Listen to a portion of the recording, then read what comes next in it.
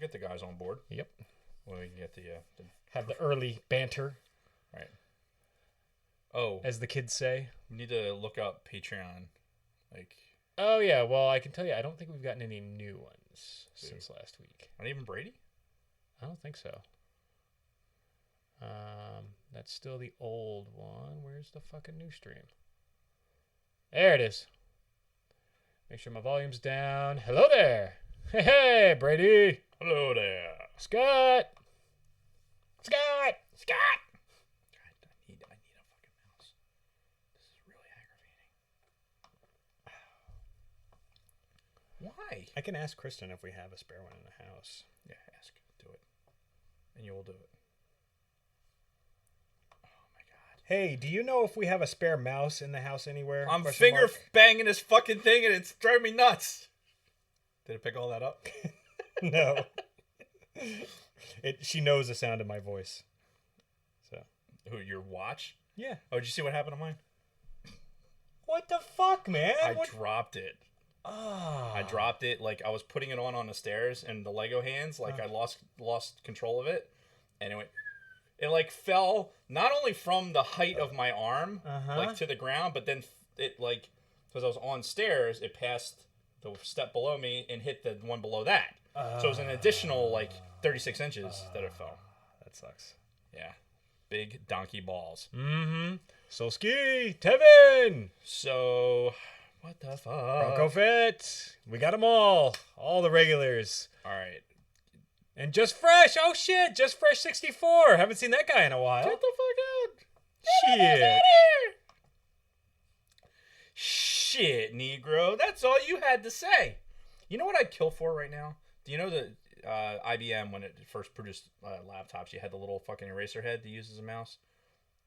Remember that those? little nub that was on Yeah, there? the yeah. nub. So, dude, I could fucking... I'd be a wizard with that thing. Yeah. This trackpad... Even with your hand issue? Well, remember, this was like the mid-90s, mid to late 90s when I was doing that shit on a regular. Mm-hmm. Although I used it on the machines that were on the jet, too. Yeah. I think I'd prefer the touchpad over those things, honestly. My fucking God, what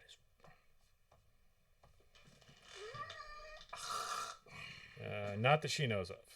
Sorry, bro.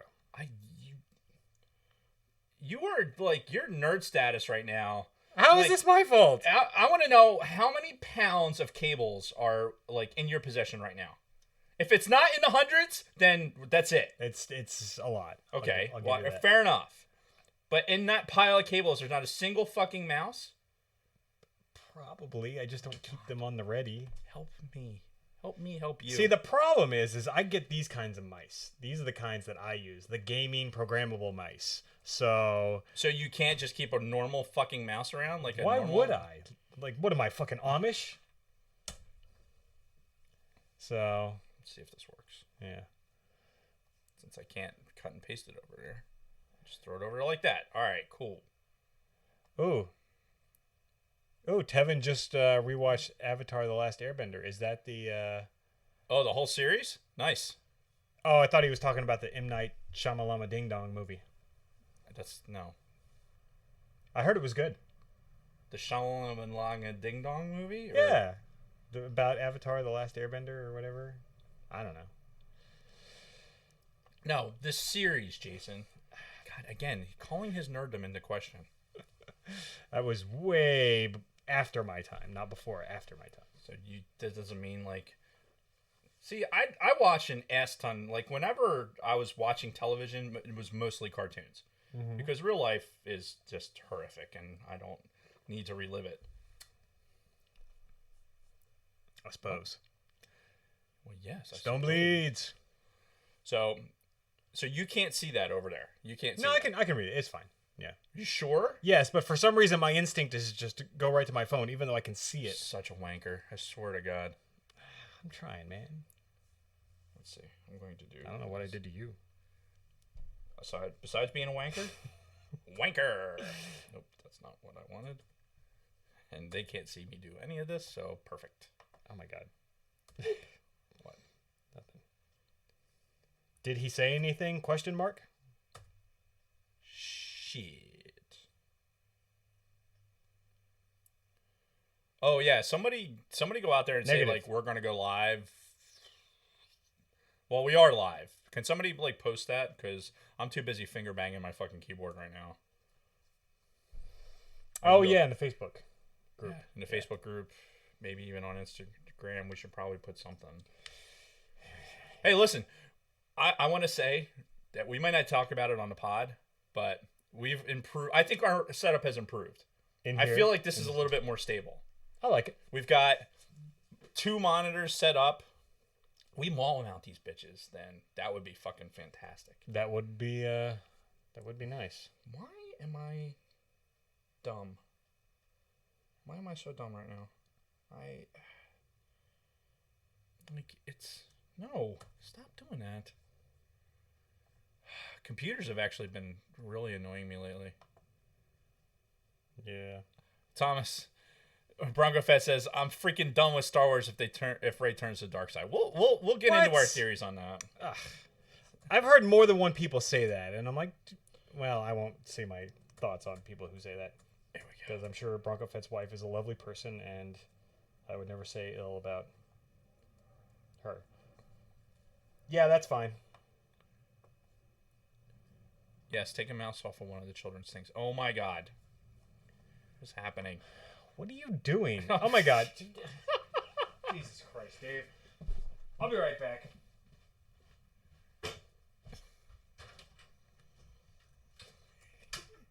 Hopefully he's getting me a mouse. It is really annoying. I mean, why isn't that working? I know this is riveting, guys. Trust me. Alright, there we go. What I'm trying to do right now is I'm trying to make the chat a little bit bigger so that Jason's blind ass can actually see it. Alright, I gotta get into Facebook. Hang on.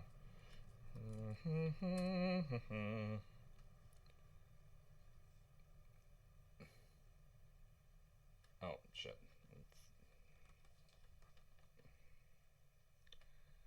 Alright. We're gonna tilt that down so that he should be able to see it. Now come over here, make this big. Stop and go to and fro. That's what makes the work go round. Alright, let's see what's happening here in the sidebar. For every 2 there is a fro. They're going live. Thank you, Brady. I will like that.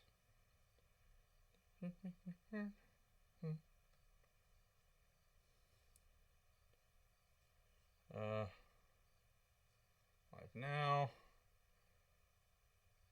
Where? What? What am I missing? What did he post that's hilarious?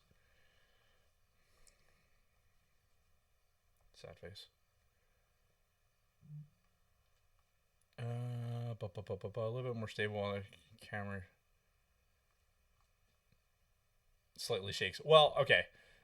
The whole table is still like it's a monopod table. So it's hey, look at that. Where'd you steal this from? Don't worry about it. So Kristen's watching right now. Yeah. As she's sitting doing her whatever it is she does. And she's like, I go into the house and I hear us talking just as I'm like going like, Jesus Christ, Dave, and I get up and walk out. So, and she like looks at me, she's like, oh, I guess this is on a delay. So thank God. Did you fuck my camera out? No, it's just everything's just moving a little bit. Yeah. Except for your brain. Brains don't move. All right, what's going on? Why? She even said something in the chat. Yes, thank you. All right. Are we almost ready? Are you... What's going on here? What is soon? I want to watch from the start. I haven't seen it. Shotgun Mark, my man. Gibson, we are going live. I was going to bring up the Patreon stuff. Meow. Patreon.com. .com. What the fuck? Did I not spell that right? No, you didn't. See, did you notice I made it a little bit bigger for you? That's what he said?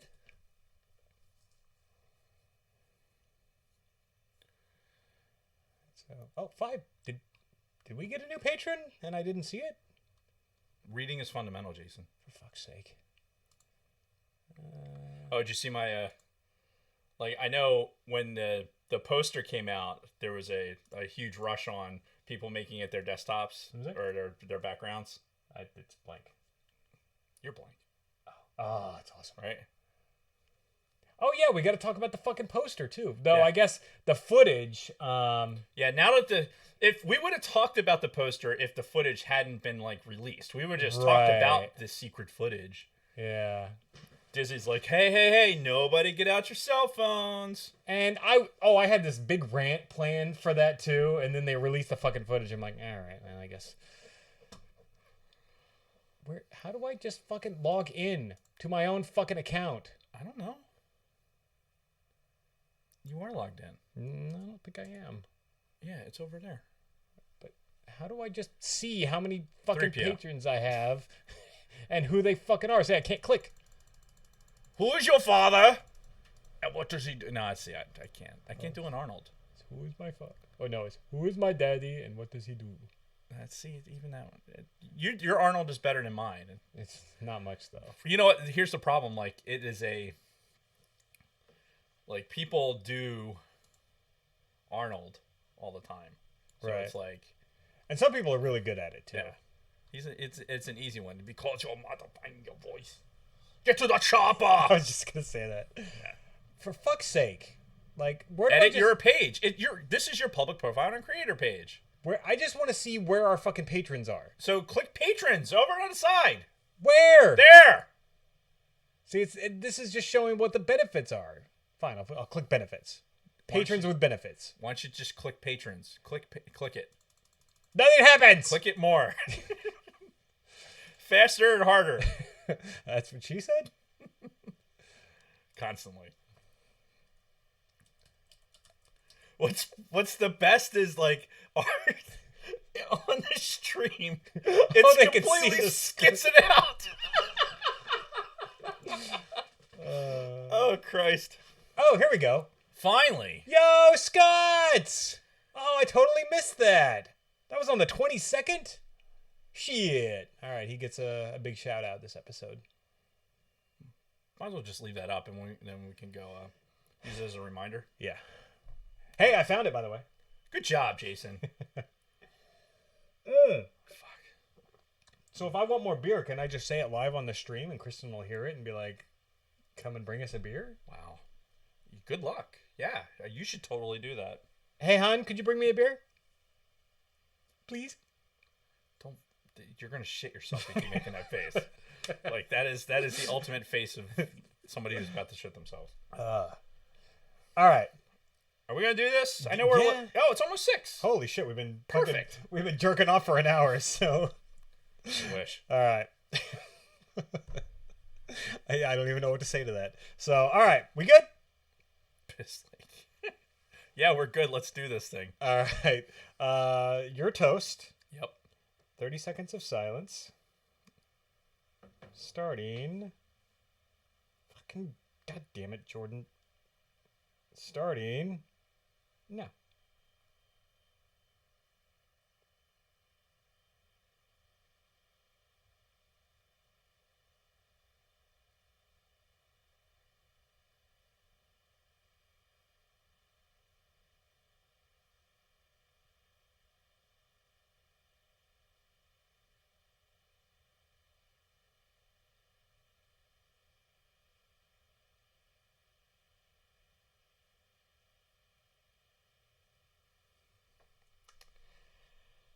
To Patreon.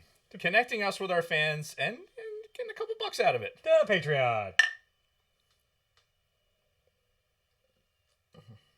That did not have the right cling to it. I don't know. It didn't. It's very thunkish. I think it's because you have so much beer in your mug. It's just. Is that what it is? It's or gotta is it be. just sheerly the size? It could be too. Because as size. Let's pass this. Size does matter. Look at it. It's almost as big as Jason's dome. Christ. All right, so hello everyone, and welcome back to All Things Star Wars, the greatest Star Wars podcast in the galaxy. I'm Mr. Jason Roscom. With me here each and every single week, a very excited Darth Vader to my Palpatine, Dave Martin. Hello, Dave. Hello, Jason. How are you? Despite myself, I am very, very excited to talk about Star Wars, and we have so much to talk about. Oh, I know. And I expect all of the thank yous. Yes. About this glorious day that Disney has finally brought upon us. And I was thinking about that this morning too. Like, even after this last weekend when the Mandalorian and the Kenobi stuff dropped, I'm like, oh yeah, maybe we have to go back and be like, oh, maybe this is why it happened, because of Dave's big rant. And then this morning when the fucking Rise of Skywalker footage dropped, I'm like, holy shit. And it's like, it's all because of Dave. That's right. Because last week he ranted and raved. It was no Disney. raving. It was all ranting. Yes, at Disney and their lack of marketing for Rise of Skywalker up to this point. Yep. Well, fucking rave no more, because I was rant. Raving would be is like the positive of it. Okay, So you're just ranting. I think of like a club, like a as a rave, you know. Yeah, no, fucking. I still have issues with how Disney's doing their thing right now. Mm-hmm. But they gave us something finally for Rise of Skywalker. Yeah. We're gonna talk about. We're gonna talk about Yes. the Mandalorian. We're gonna talk about the Mandalorian trailer because it was awesome. And yeah. There's lots to talk about there, and we're gonna talk about obviously the D23 sneak peek. Not even a trailer. Yeah. If you're watching a YouTube channel and they're saying, "Oh, the Rise of Skywalker trailer," Yeah, it's not Stop. a trailer. Stop. Hit the thumbs down, and move away. Yeah. Because these idiots they're getting hits on content that they know nothing about. Right. Like they're regurgitating something they heard from somewhere else, because guess what? This is not a trailer. And it was never portended to be a trailer. So Right. fuck all those fakers out there. Mm-hmm. I mean, really, it's got, 20 seconds of Rise of Skywalker footage? If that. I mean, easily the first 30 seconds is like, there's a lot of carrots and potatoes all of a sudden. Holy shit. Like, what the fuck? But yeah, not much footage, but so much to digest and talk about. And we're going to get into all of it. Or break down the shit out of it. Yeah, we're going to save that part for the end. Like the D23 Rise of Skywalker footage is going to the back of the show because we do have other business to take care of. First of all, we have to shout out, as Dave mentioned at the beginning of the show, our patrons. Our Patreon is now live.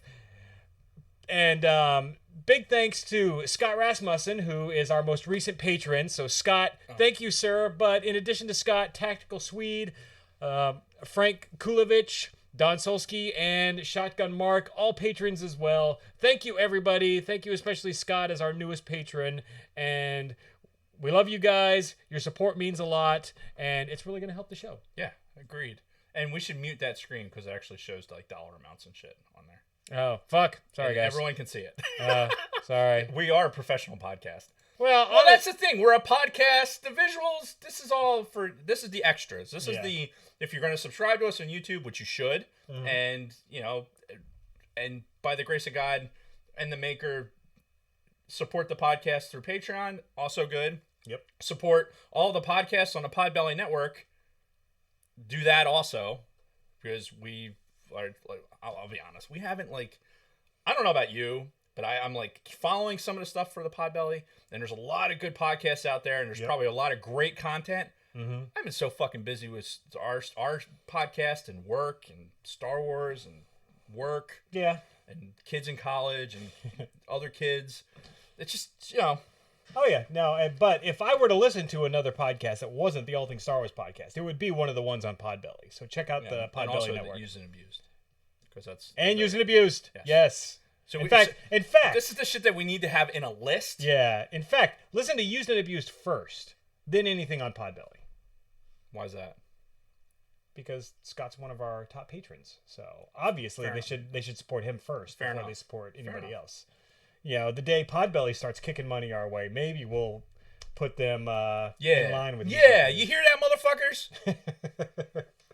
Here we are calling out the network that's gracious enough to host us and promote us and everything else. What are they hosting again? So I guess Kristen's not bringing me a beer. I think she's. I thought you brought the beers in with you. Well, no, you brought the beers in. No, I just brought.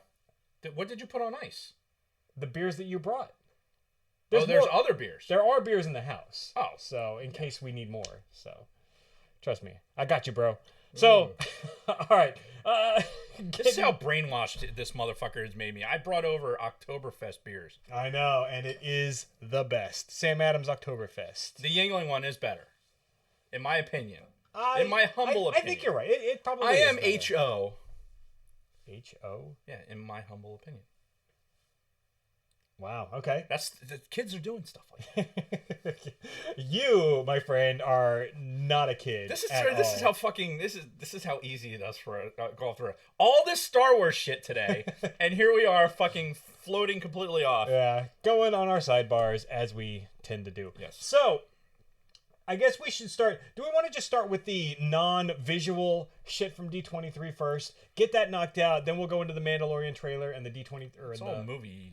It's like moving screen shit. Everything is visual. Well, no, I'm talking fucking Clone Wars, Kenobi. Oh yeah. All right, so let's. All right, so let's just kill this stuff now. Are you not entertained? Clone Wars season 7. We already knew it was coming. I think they kind of alluded to the fact that maybe it was the only season that they're going to do, but they definitely confirmed it this weekend. It is the 7th and final season of the Clone Wars. Allegedly. Well, wasn't the last one supposed to be the final one? Well, it got canceled as they were producing season 6. So, everything old is new again, Jason. Right, but what I'm saying is they confirmed that this is the only new season of the Clone Wars that they're going to produce, which is fine. Whatever. I'm assuming that means that they'll also do a reasonable conclusion to the series. It'll probably flow right into... Yeah, a reasonable conclusion. The fucking Anakin becomes Darth Vader. Well, spoiler alert! Well, that's what I'm saying. I have a feeling it's going to flow right into Revenge of the Sith. It'll probably be something seamless, kind of like Rogue One into A New Hope sort of deal. That's how I think they're going to end this. Unless he fucking kills younglings in it, then... Well, you don't care? Well, listen, I care about as much about this Clone Wars as I have the other fucking seasons of the Clone Wars. Right. So, I'm interested in the content, however, because we haven't watched it. Yeah. We know. We haven't watched it, so... And we should. Yeah. We should. Like, if we're good patrons of the Star Wars network, then yes, we should be watching the Clone Wars. But there's so much other stuff that's so relevant right now. Plus, we're adults and we have jobs and lives and families and kids. Do you know how many times I watched the Ep9 sneak peek today at work? I put it on a big fucking screen at work. I'm like, oh well, fuck this. I'm going right into YouTube and the Apple TV that I smuggled into work and fucking. Sidebar, was that the picture that you showed me today? Who has an N64 in your fucking work? Oh, the Boom Super. He's got it. Dude, yeah, I saw you had a fucking N64 hooked up to that TV. I'm like, wow, we're going a little retro there. Yeah. So you got some GoldenEye going in there? There's GoldenEye. There's Mario Kart. Smash Brothers. Yeah. Nice. Yeah. Get all the controllers out. Hey, look. Your tax dollars hard at work. So wait a minute. So when I worked in the office before... Don't even get me started on that. When I worked in the office before... There was video games, and yet somehow I end up in another office that there's video games. I didn't bring them. It's not my fault. Let me just say that when Dave and frequent guest the John worked in this office together, I would walk in there constantly seeing them watching fucking DVDs, playing fucking PlayStation 2. They had this whole fucking setup because they were behind 2 fucking cipher lock doors. Not just 1, but 2.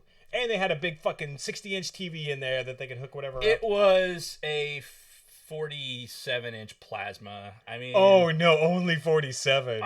47? Look, did we ever not get our work done? You did, and Never. I'll give you that. Like, you guys always got your work done. You're just jealous you didn't get to work for me in there. Yeah, and? Don't do that. Good. Anyway. What's up, Brett Tannenbaum? What? There's actually no other Star Wars videos that are relevant right now until Christmas. You guys need to watch Clone Wars. Oh, fair enough. So, fuck the Mandalorian. We're just going to fuck off around that. Good point. yeah, Mandalorian is a must see at this point, and we also have a video game to play. That's going to be coming out. So that's also in November. Yep. So honestly, come November, it's probably time for me to retire. Yeah. And then unfortunately, I'll be unemployed, but I'll get to do all the Star Wars shit I want to do. Yeah. And I don't have to go get another fucking job because fuck me. Right. But, so, all right, getting back to the D23 stuff. There was some more talk about the Cassian series, and I meant to look this up before we fucking went live, but shit happens. So they were talking a little bit about the Cassian series. They had the cast on there, and they made it sound like it's only going to be like 1 or 2 seasons worth. There's a very finite amount of episodes that are going to go into this. Why are they going to make it? Why? Trust me. Hello, my name is Inigo Montoya. I am a rebel spy. Prepare to die. I'm right there with you. This is one of the most pointless series that they're making. I mean, really, I don't see myself caring that much. The only thing that makes this Cassian series almost close to being watchable is K2SO. Right, exactly. And the ability to get to say that there's a guy named Tudyk on the cast. Right? I mean, why else would you need it? Yeah. If it wasn't for K2SO, I mean, that thing would be a complete shit heap. Right, and I don't know. Everyone that's followed us and knows the podcast knows that I am not a huge fan of Rogue One or Inigo Montoya and that bullshit. But yeah, in the chat talk about the boys on Amazon. Do you know what they're talking about? So it's basically superheroes that are being controlled by corporations. So that they're complete assholes. Really? Oh yeah, and I've seen like 1 episode of it, and I want to catch up and watch more. I just don't have time. Mm-hmm. But it's funny. It's very funny. As a superhero guy yourself, you would enjoy it. Interesting. But yeah. On Amazon, you said? It's on Amazon. Okay. Yeah, we still have that. We don't have Netflix anymore. Yeah, it's on Prime. All right. So, and then Big Swede's bringing up Watch Clone Wars before Mandalorian comes out. I don't know that we're going to have that kind of time. Yeah, we can try, but... Honestly, Big Swede, we might have time to do that. This guy's not going to have time to do that. Yeah. I mean, it's like... I know, it's before the end of the half, so, I mean... I don't know. Yeah. I could put it on in the background in my office, and it doesn't really affect a whole lot of people because I'm usually in there by myself. See, I can't do that. So, and then when I get home, I got a lot of lifting to do. I've been going to the gym. Well, the gym. I'm starting to build like a home gym. I got these adjustable Bowflex. I got a bench, an adjustable bench, and I've been working out more now that I have this stuff at home than I did like last year. Nice. When I was doing it a lot, so it's good. I like it. Especially now that the weather is not fucking balls sticking to your legs hot. Mm-hmm. We can actually sit in here comfortably without the AC on. Indeed. So... What are we talking about? The Cassian series. Oh, Inigo Montoya! Yeah, so it's going to be a very finite amount of episodes. It's not going to be just some ongoing thing. So they even announced that. I think they said like 10 hours total, 12 hours, some shit. They gave a number. I meant to look it up, but it's just not that important to me because I don't care about the Cassian series. We could be surprised and this have so much relevancy and like be very like we're getting ready to talk about the Mandalorian. We're gonna play the trailer and how like just visceral the entire thing is. Yeah. But if they do the same thing with the Cassian series, like if they really go dark, like okay, here's this spy. We get a little glimpse of it in Rogue One, right? Where we see like, all right, he became a liability, fucking boom, takes him out. Yep. Goes climbing up the fucking wall, gets the hell out of there. Which, by the way, you go back and listen to our original review of Rogue One several years ago, I mentioned that I really actually liked the character of Cassian because of shit like that. Yeah. Well, if they can play on that, then I think it would be a success. But I also can't see them doing like too dark series. Like Mandalorian seems like it's going to have a very, very edgy feel to it. Yeah. And if I don't see them doing another one with Cassian being the same. Yeah. There's going to be plucky dialogue with K2SO and shit like that, you know? It almost makes me think it's going to be like a buddy cop series kind of thing. It's like Cassian and K2SO and their adventures together. They're jumping the fucking General Lee over the sheriff. And Oh my god, I'd almost watch that. It would be worth it just to... Yeah! Boss hog, fucking like they're doing the freeze frame things in the middle of it, like them Duke boys are themselves in trouble. How are they gonna get out of this one? Oh, they're gonna jump over a bunch of fucking mud puddles. Yeah. Oh, that's good Anyway, stuff. so yes, But everything you need to know about the Cassian series is it's not going to be the Dukes of Hazzard. So as great as that would be, watch at your own risk. yeah. Then, so we had what was probably the most predictable thing happen over the weekend, and we talked about this ad nauseum last week. The Kenobi series. So I even called this, by the way. So if you go back and listen to one of our last couple of streams, I said they're probably going to get fucking Ewan McGregor on stage and officially announce the Kenobi series because they've been talking about doing a movie for fucking years.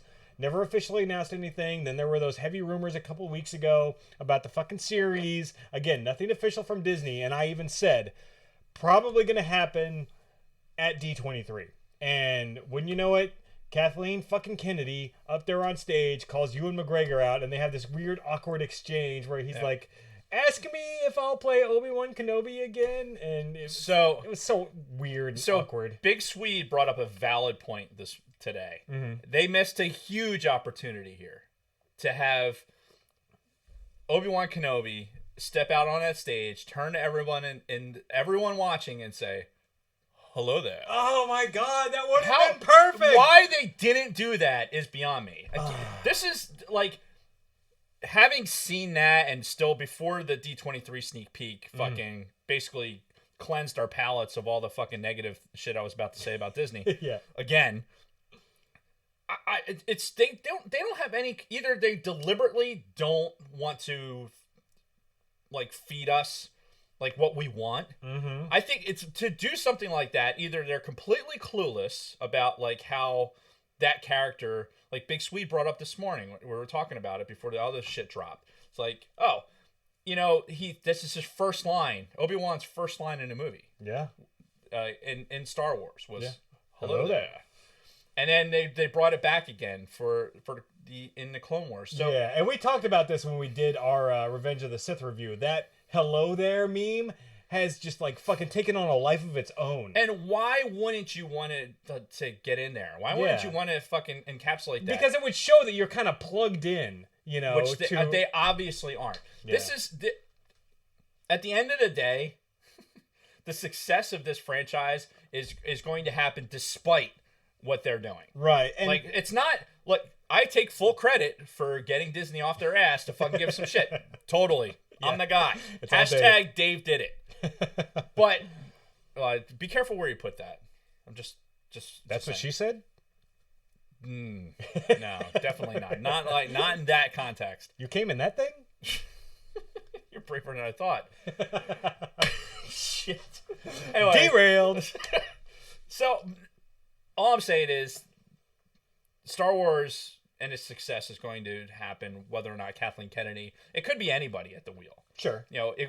I just think that it's going to succeed despite itself. Like, not encapsulating something like the hello there. When you're having that opportunity, you don't have to say another fucking thing. Yeah. Here's going to be the star of the next Star Wars series, Ewan McGregor. Yeah. And he comes out on stage, says hello there, boop, drop the curtain, fucking walk away, millions of views. And that crowd would have gone fucking ballistic. Batshit. Yeah. What fucking writers were like, oh, maybe George Lucas wrote it. Maybe George's like, yeah, that's not gonna laugh. Let's go I wrote it for kids. Yeah, we're gonna go through and you're gonna have this really contrived dialogue, and people are gonna hate it. Perfect. Yeah. I don't know what voice that was. No, that was actually pretty good. Fair enough. Yeah, thanks. I like it. So yeah, it's that's. But Bronco Fett, we're like. Nobody cares when 112 is going on iTunes. And it's soon. Very soon. Like, I'm still a little back. Wait. When will them be now? Soon. Is it 112? Oh, no. It was 111 I released on iTunes. Oh, my God, jeez. Bronco, come Either on, way. man. Help a brother out. Yeah. You're derailing the whole conversation. Yeah, geez. I'm trying to catch up on the chat, and now I'm like, oh, fucking 112. What? All right, anyway. So what were we talking about?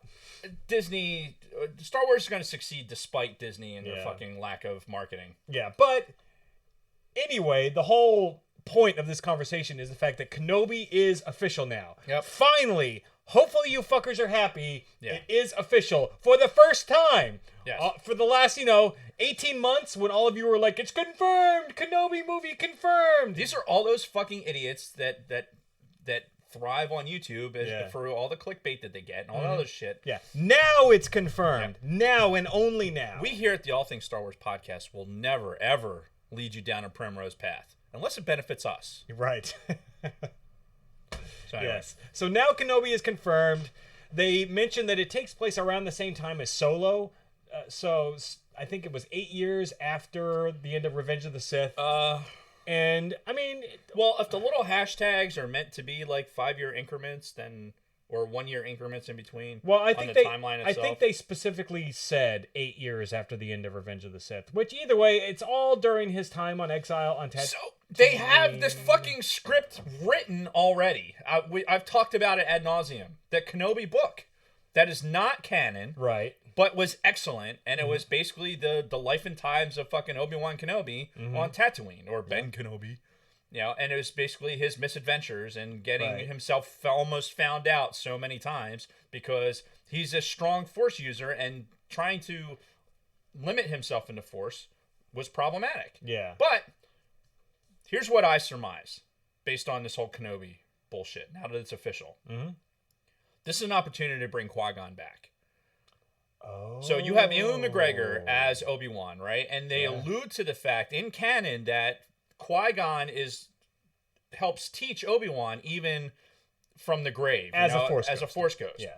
So, and one of those things he helps to do is be able to communicate with, be able to communicate through the Force. And, what people that are familiar with the Legends material would know as flow walking through the Force and doing those things. So, I think this is what you're going to get out of the Kenobi series is, his adventures on Tatooine. You're going to see Luke from a distance, his standing on a cliffside looking down at Owen Lars and Beru's friggin' shit. And by the way, we also have canonical stories that come out of the comics. Yeah. When Luke was a kid. Yeah, Luke fucking comes across the journal that has the entries from Ben Kenobi. Yep. So, and that stuff is canon, by the way. The story's out there. Yeah. So I'm hoping that bringing a guy like Ewan McGregor into this means it's going to get the level of production that The Mandalorian got. Because let's face it, the treatment on the fucking Mandalorian is spectacular. And we're gonna get there. Don't worry about that. If they apply that same level of professionalism and treatment to a Kenobi series, I think it can do nothing but be good. Oh yeah, yeah. And Kenobi's a beloved character. I can't see them not hitting some sort of home run. Mm-hmm. How long it goes or how many they do, I don't know. How long can you tie up a guy like Ewan McGregor? If you're locking him down for like a series and locking down some other big names, I mean, you could very easily get Liam Neeson too in a couple of episodes, I'm sure. To reprise that role. You might even get Samuel L. Jackson. This is a great opportunity to bring motherfucking choice, motherfucker. Yes. So the fact that it's a real thing now there's a lot that I think can come from it. Yeah. There's a lot of opportunities there. And that they're going to do right by this character. I really feel like they're going to treat this probably even better than they're treating The Mandalorian, honestly. Obviously, we don't have any footage or anything. They're not going to start production until next year. Yeah, she said they're ready. Their scripts are done. Yeah, but I mean, realistically, we're probably not going to see anything until at least, I'd say, fall of 2020, if not spring of 21. If I had to guess, I'd say spring of 21 is when we're going to see probably the first episode of Kenobi. So, all right, that's just my opinion, based on zero facts whatsoever. Yeah, I mean, it's all gut at this point, right? Yeah. We have now broached the point. We're in late August, as we sit here right now. Excuse me, and we are getting full froth now Yeah. For everything that's happening in the Star Wars world. So, and hello, Connor Ferguson, before we forget. Hi, Connor. Connor Ferguson. Sounds very familiar. Does sound familiar. Anyway, derailed. I have a cousin named, or my wife's nephew's named Connor. Shouldn't be him. There's a lot of people named Connor. So Sarah Connor. Sarah Connor. So you know what's funny? I like did the footage lock up, or is this just my computer? Oh fuck. Oh, you know what? It's not live. Hang on. Oh my god. All the professionalism right the now. The worst. Whoops. What are you doing? Oh my god. Don't even look. Don't even look. Jesus Christ, Dave. I forgot there was a mouse. Oh lordy. Here we go. We're very professional on the All Things Star Wars podcast. Yeah, this we'll fix this in post. We haven't used that in a while. No, we won't. Anyway, Kenobi, good. Yes, very good. Oh my god. Oh Jesus. So yeah, that's that as far as Kenobi goes. So I'm excited, but again, we're not really going to have anything to talk about as far as Kenobi goes for quite a while. So we know it's happening. Ewan McGregor's on board. Let's.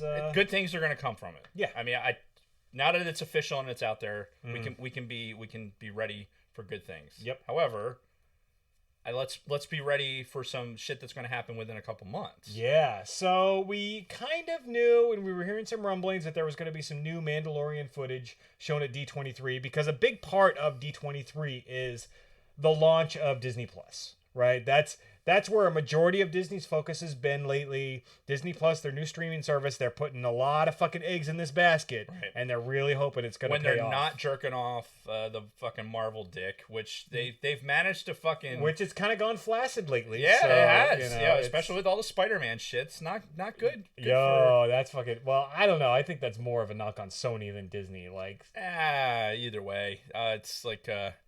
I saw a meme that's like, how long until Disney just buys fucking Sony? You know, because they own everything else. Hey, J.J. Abrams has joined the chat. Sweet. Welcome, J.J. J.J. That's... Fuck, man. I feel pretty special that he's watching the show. Dude, so I'm going to go ahead and say it. Like... you don't think that's really him? You don't think J.J. Abrams, director of The Rise of Skywalker, is in our chat right now?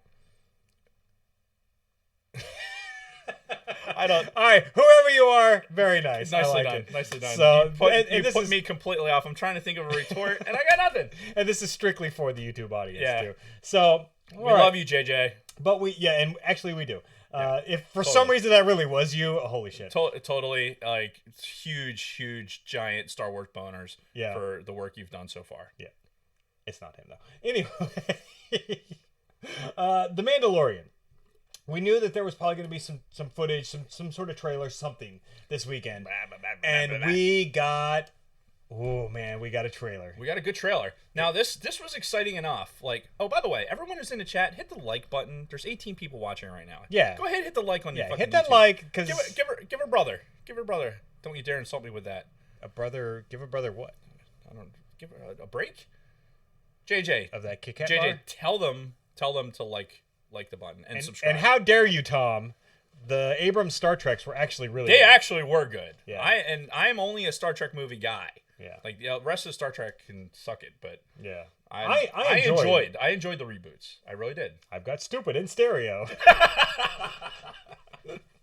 All right, let's Mandalorian. Let's cleanse ourselves of fucking anything Star Trek right now. Sorry, JJ. And let's watch the trailer. Yeah, so let's do it. Like, do you want to watch it and pause and talk about individual scenes? Watch it straight through. Doing this live, folks. Just we'll do whatever. Do our stuff. All right, so we're doing it live. We're doing it live. We're gonna play it. We'll just pause. Like this opening shot, like the opening fucking. No.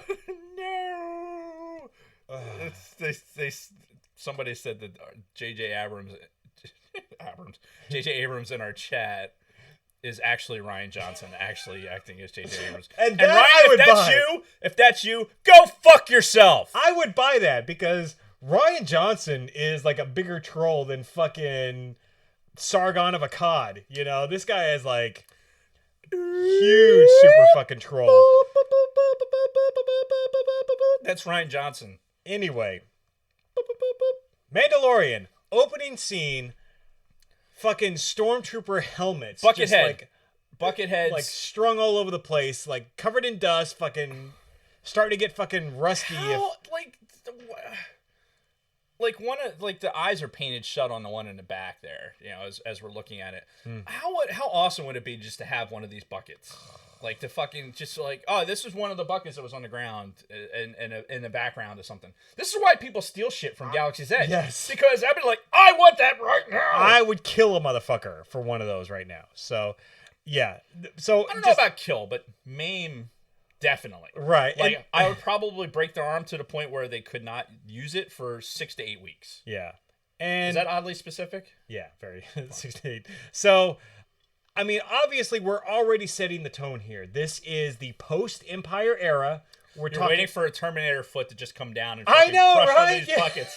That's the exact thought I had in the beginning of this. You're like, boom. Like, pan up. Dun, dun, dun, dun, dun. Yeah, but, I mean, it's setting the tone. Like, this is the post-Empire era. Is that the second Terminator reference we've had? Yes. Yeah. Sarah Connor. All right. So and we haven't even started. This is just the opening fucking frame of this trailer. Movie. All right, play.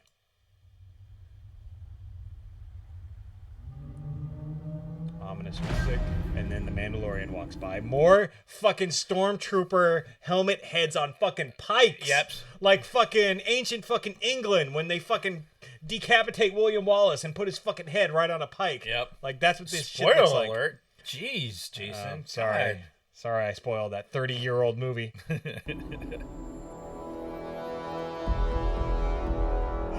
a good shot. Lucasfilm. Look at the production value of this. Exactly. I was just going to say that. As the ship is flying by, thank God it's not a fucking it's not Slave 1. Or Slave 0.5 exactly. or some shit. Like, thank God they went with they a didn't totally do that. different design. Yeah, don't do the like, oh, all Mandalorians fly the same kind of ship because that's the only one. No. Just like all the Greedos look the same or whatever the fuck they are. Rodians. Or Rodinians. Rodinians. Get it right. Say.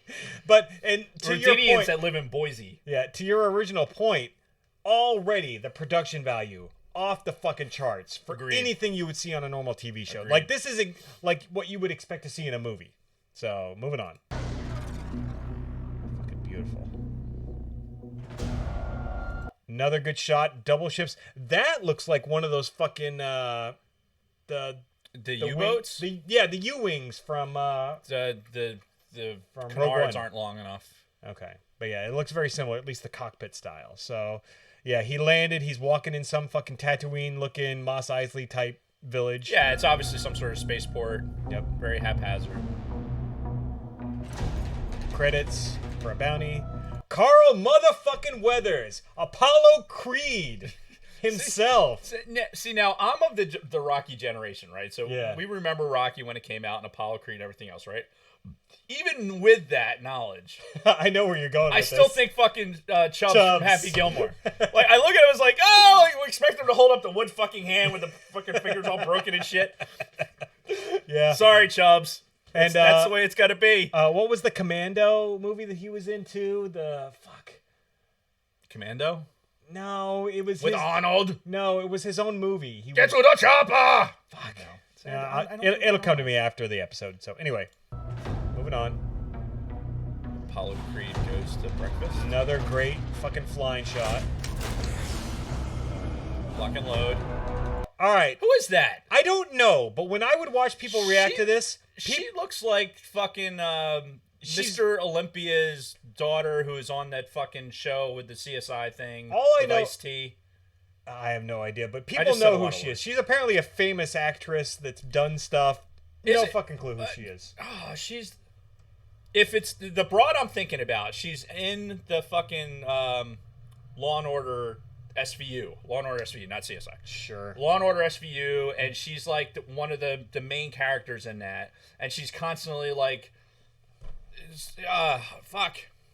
I can't think of her name, but like she's the daughter of like a Mr. Olympian and some fucking famous she model. looks like she could kick the shit out of me, so... Fuck yeah, dude. She's got a very Xena thing going on. Apparently she's Gina Carano, according to the chat. Oh, MMA. Serrano? Oh. Deadpool, that broad? Oh, apparently she's done MMA also. So yeah, she could kick the shit out of me, so... Yes. Moving on. Okay, we get him on some... Okay. Ugly. Is that a dude? That looks like a fucking dude, that Twi'lek. Like... That is the ugliest Twi'lek I have... Yeah. Non-male Twi'lek, you're assuming that it's a female. Yeah, so it's like... a very Joker / Yeah, it's a shot of a Twi'lek that's winking. I swear to God. Go back. It does have a very mannish face. I swear to God, that's a dude. All right, let's play from there. Yeah. There's the old girl. That. All right, go back. Is that an Ugnaught? Like, it's a tall-ass Ugnaught, right? On a dewback. It's not a dewback. No, it's not. Look, it's got short, like, T-Rex arms. Yeah. What the fuck is that? So, anyway, look, remember that face, and then when we get to the part a little bit later, tell me if that's the same guy. Oh, I know what you're talking about, and that might be. So, all right, moving on. Marissa Haggerty, that's who I was thinking, but I guess it's not her. Yeah. All right, so that man Twi'lek. She-male Twi'lek. All right, chicken water. This whole thing reminds me of Rogue One.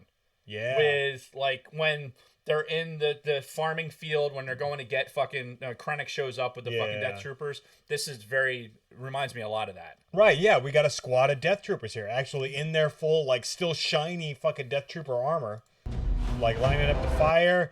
Great shot of the Mandalorian kind of tapping his gun in its holster. Kind of like... This kind of lends to the whole gunslinger thing, right? The old West kind of feel, you know, the gunslinger... type thing, and we see even more of that later on. And then that guy, did we see him in that preview before? Was he the guy when we saw that early bootleg footage from fucking what was the Celebration like 2 years ago? It's a Celebration. I have no Was that idea. the guy when he goes into the room and there's the people in the Imperial garb? Maybe, I don't know. But I don't know. But it's not important. Either way, this kind of older looking guy looks like he's commanding these Imperial remnant looking like forces. they were trying to get somebody. Hey, we couldn't get Morgan Freeman, so we're getting this guy. Yeah, Morgan Freeman light. But either way, like this guy is clearly in charge of these Imperial troopers. You got Death Troopers on the left. You got bucket heads in the back. Yeah, too. Stormtroopers on the right there. Like I see even one of the Snow Trooper fucking helmets. So whoever this guy is, he's in charge of whatever remnant Imperial forces are here. Stormtrooper helmet. It's just a fuzzy Stormtrooper helmet. We'll see. Shot of the Mandalorian with the sun in the background. Fucking his armor is awesome. Dude, why is this fucking armor not in stores right now for us to be able to get? I would buy this right now. Halloween. Yeah. For Halloween. Why? I would wear that for Halloween this year. So, November 12th. Great shot, like a nighttime, like a fucking flare, and then a guy not frozen it here. Oh, okay, this is the speeder. The speeder that kind of comes up, and then we got an ATST shooting down on something again at night. Daytime shot. Okay, IG-88 and our fucking Mandalorian busting through the door. All right, so we knew IG-88 was in this. They had announced that before. So Brady had mentioned in the Big Lovin' had mentioned in the chat at some point when this first had come out that this is not IG-88, this is IG-11. Is it? That's what he said. I thought that they had announced that IG-88. Hey, in the chat, let's throw up some fucking let's throw up some signs here to see what the dealio is. Yeah. Either way, and hello, Silver Spear 5150, whoever you are. Up? I have 5150 is that a Van Halen reference? It's got to be, right? Well, even that's a reference. Yeah. Either way, so Mandalorian and one of the IG droids. IF-11. IF-11? There it goes, IG-11. Jesus Christ. All right, IG-11, who looks awesome. Who might as well like be, oh, here's my friend IG-THX. You got to get the fuck out of here. All right. Space battle, it looks great. Okay, fuck it. So many fucking things happening.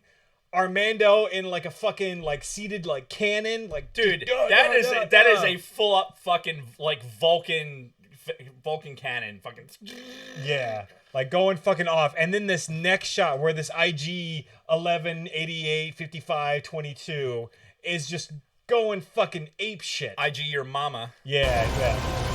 Oh, that's such a good shot. Now we see why his head's on the swivel. Bounty hunting is a complicated profession.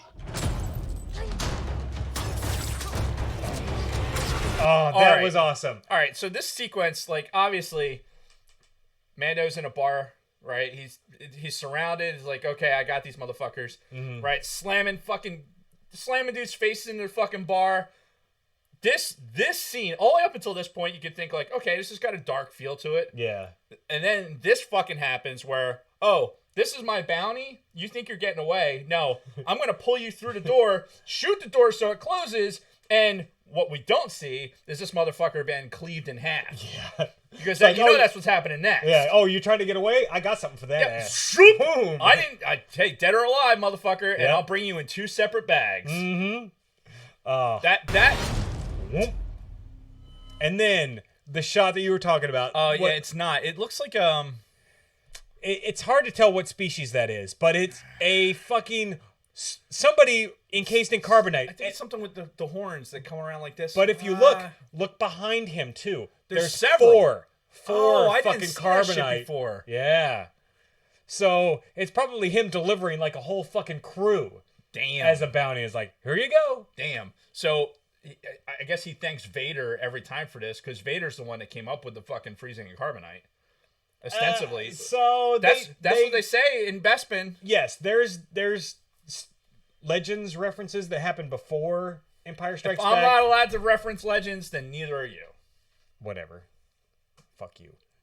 So, yeah. They're using carbonate now to deliver bounties, which, hey, that's the way to go. Right, man. Yep. Perfect. And, that's him walking away in the background, too. Yeah. Did you see that? Yeah, I did. So, yeah, he delivered the 4 guys. He's like, here you go. Give me my money. Don't you agree? Yep. Oh, that armor. Fucking beautiful. The Mandalorian. November 12th. Oh, I got a little goosebumps. Disney Plus. So, the biggest thing that jumped out at me, we've already talked about it, was the production quality. Yeah. The production value of this stuff is on par with the fucking movies. Like, everything I'm seeing in this could easily be in a movie called The Mandalorian. Yeah, easily. And easily pass for, true cinematic theater experience effects. Mm-hmm. Like, so good. And the fact that we're going to get at least 2 seasons of this blows my mind. Spared no expense. And I'm so excited. Yeah. So excited. I said the little teaser we got before got me excited for this because that dark feel. That's what I wanted. Yeah. I wanted something that was edgy. Mm-hmm. And because that's the way it was kind of looking. And this confirms it. This is just like, this is going to be homeboy fucking stomping around, taking bounties. People are going to be trying to get him. He's going to be taking people out. And sorry, Beer Fest-esque scene where IG-11 asks people to call him IG-88. All right, that would be hilarious. Let's go in there, Mr. Ferguson. Yeah. Cough, Clone Wars, cough, whatever, Clone Wars. Anyway, before we got thrown off by the chat, that's the problem with having the chat like real big. Yeah, you can read it, and it's gonna distract us. Yeah. Which I would be doing if I was looking at the laptop anyway. So you gotta wait 1 second. We're almost done with The Mandalorian. I know. I'm just letting the people know. And the advantage of having 2 cameras is you can go. This, by the way, is the same one that I used when I was in Mississippi last year. If you remember, if you've been watching us for over a year, this is the exact same thing. See that Air Force ends right there? Yeah. And this is the original one. Anyway, this is the original, still preserved. We're wasting time. You could be peeing right now. I could be.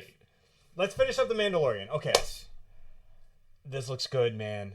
I am so excited about this. Like, before this weekend, I'm like, yeah, The Mandalorian should be cool. I'm gonna watch it, Now, I'm fucking excited for The Mandalorian. No, I agree. I'm really looking forward to it. I was already going to get due to Disney Plus, right? Yeah. It was never going to be a question. I was going to do it in the hopes that I was going to get good content. Now I know I have at least one thing to look forward to. Yeah. And it's The Mandalorian. It'll be totally worth it. Where I wasn't able to, with Disney XD, I wasn't able to watch Rebels like consistently when it first came out. Yeah. This Disney Plus, I'm going to be on it. I'm going to be in there like swimwear. Yeah. And one thing that they did announce, I don't know if it was over the weekend or if it was today, but I did see a story that said they are not releasing it as an entire season. Like, it's going to be weekly releases. So it's not going to be like how Netflix has done this with a few shows in the past, where they release the whole fucking season one day, and then you can binge watch it to your heart's content. Right. They're not going to do that with The Mandalorian, which from a business perspective, I get. Sure. You know, because you want people to continue to subscribe week to week or month to month. And you know what? Even though I'm the kind of Star Wars fan that'll piss and fucking moan about like waiting for shit, I need to wait. I need to have that to look forward to. Yeah. You know, when it comes to Star Wars, I want to have something to look forward to. Sure. Which is what's so scary when we think about the end of the Skywalker saga. I think that for me, and we'll talk about that more at length when we watch the trailer. But in fact, I'll cue that up now. I'm excited. I'm excited for Disney Plus. I hope that they don't fuck it up. But it seems like with The Mandalorian, you're starting off on the right foot. Yeah. Now, for some reason, it falls flat on its face. It's probably going to take some time for it to do that. It's new enough. It's a new character. It's, you know, it's familiarity with the setting, but yet with difference. I mean, unless they fucking start off episode 1, scene 1 with fucking Jar Jar Binks showing up as a sidekick. Misa, what a bounty hunt with you too? You know, I think we're gonna be okay. How fucking funny would that be? As you know like what? The greatest troll. I want to see a Gungan head on a pike. You want to sell everything, like sell a fucking toy with a Gungan head on a fucking pike. That shit would sell. I'd buy the Black Series figure of that. I'd buy the fucking 4 foot tall one of that. Yeah, absolutely. Mm-hmm. All right, so we're gonna take a break before we get into the big thing from this weekend. Erection-inducing fucking. Well, I'm not gonna lie. I was pretty much erect with the Mandalorian. It was really good. I was fully erect this morning. And here's the funny thing. So I posted a meme in our private Facebook group. I think it was today, where it's the guy, you know, who's always looking over his shoulder at the hotter girl, and his girlfriend's like, oh yeah. So I posted that today before this footage dropped of Rey going like that as he's looking at the Mandalorian, right. And then immediately going to the Mandalorian going like that as he's looking at Kenobi. Now you could do the fucking Mandalorian looking at him as the guy's looking back and whistling at the footage we're about to talk about. Yes, exactly. We'll stay spoiler free until we actually get into it. But in the meantime, we are going to take a very quick break and be right back after this word from our sponsors. I don't get the snapping. I don't. This is happening. Just deal with it.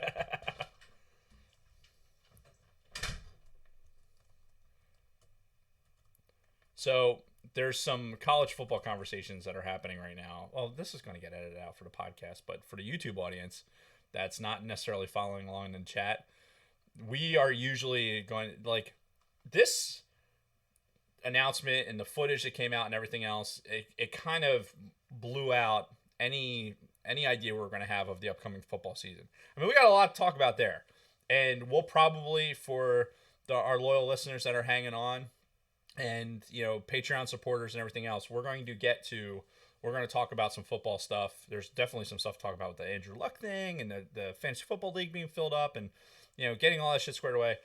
But there's so much good fucking Star Wars shit out right now that it's a Star Wars podcast, and I am so, like, nipple hardened that fucking we have this much Star Wars shit to talk about. Because if you watched me last week when I was so fucking annoyed at Disney and their lack of participation, that, yeah.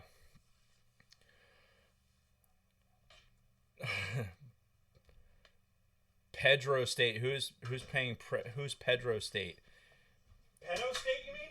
Oh, shut the fuck up! You I will kick your dick into your fucking nostrils. Robert Gibson's asking about the notches in the side of my hat. This hat, and I wear this. This is pretty much my regular hat. Is there more? I need one. Yes. Take this one.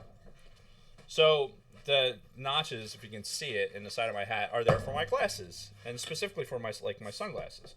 The brand is actually called Notch, and you can go to I don't know, Google Notch headwear or whatever. I forget. I'm an unofficial, like, no kidding, like, I emailed the company and said, hey, do you have brand ambassadors? Because I fucking wear the shit out of these hats. I constantly have people asking me about it. It's like, hook a brother up. I'll take some stickers. And they're like, here's some stickers. We don't have brand ambassadors, but we'll keep you in mind. Which basically like, here's some stickers, shut the fuck up. But you got something. These hats are awesome because you like, as a perennial hat wearer that, you know, that wears glasses, and especially sunglasses, this sits nicely. The brim can still sit low. It doesn't sit real high like I have a giant forehead, which I do because my hairline's receding, but that's a whole other thing. Yeah, so go to notch.com or something. I don't know. When they start paying me, I'll start giving the real website. But Google Notch headwear. I'm going to take a piss. You do that. Oh my God, my ass is sweaty. Stop looking at it. It's hard not to. I don't know why I said that. All right, so let me catch up on the chat here. Yeah, Pedo State. Yeah, fuck those guys.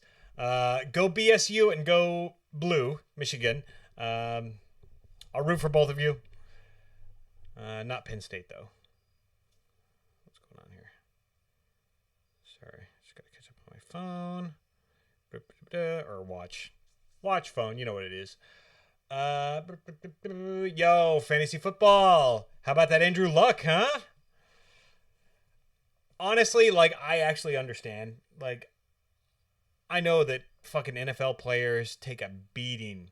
And it's not just in the NFL, too. It's in college. You know, these guys get the shit kicked out of them for a living. So I can understand if every once in a while you get a guy who may be supremely talented just deal with too many fucking injuries and just be like, you know what, fuck this, man. I got a wife. I want to have kids. I want to be able to walk when I'm fucking 50. Yeah. Thanks for the fucking fish, but I'm out. So nice. Yeah. Hitchhiker's Guide reference there. Yeah. You're recovering your nerddom. You are. Yeah, you know, I have got my me moments. a mouse. You fucking all right. You're earning it back. All right, good to know. So, but yeah, we could talk about the luck thing a little bit more. Post show. Sure. Oh yeah. We're gonna do our post show banter with with the listeners. Yeah, obviously, because we have as a thank you. We have Patreon pandering to do. That is true. Yes. That should be the name of it. Patreon pandering. Patreon pandering. Right there. Sit down. Yep. Write it down. I don't have a pencil. Oh my God. All right, we got it. It's official. All right, so fuck. I wrote it on the hat to pee thing. All right. Oh, it was on the back. Yeah, you're fine. That's good. All right. Anyway, 30 seconds of silence, and we'll get back into it. Right into the Rise of Skywalker footage. Yep. All right. 30 seconds of silence starting now.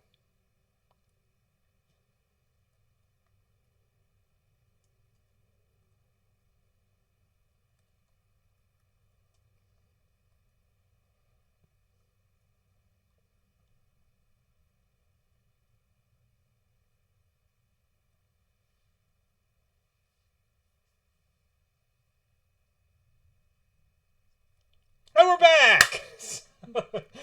Why he has to make that face, I have no idea. It's part of my appeal. It's part of my character. So anyway, the big thing that happened, aside from the Mandalorian and Kenobi and everything else, and again, we have Dave strictly to thank for this, for his just fucking lambasting of Disney and their lack of promoting of the entire Star Wars brand last week.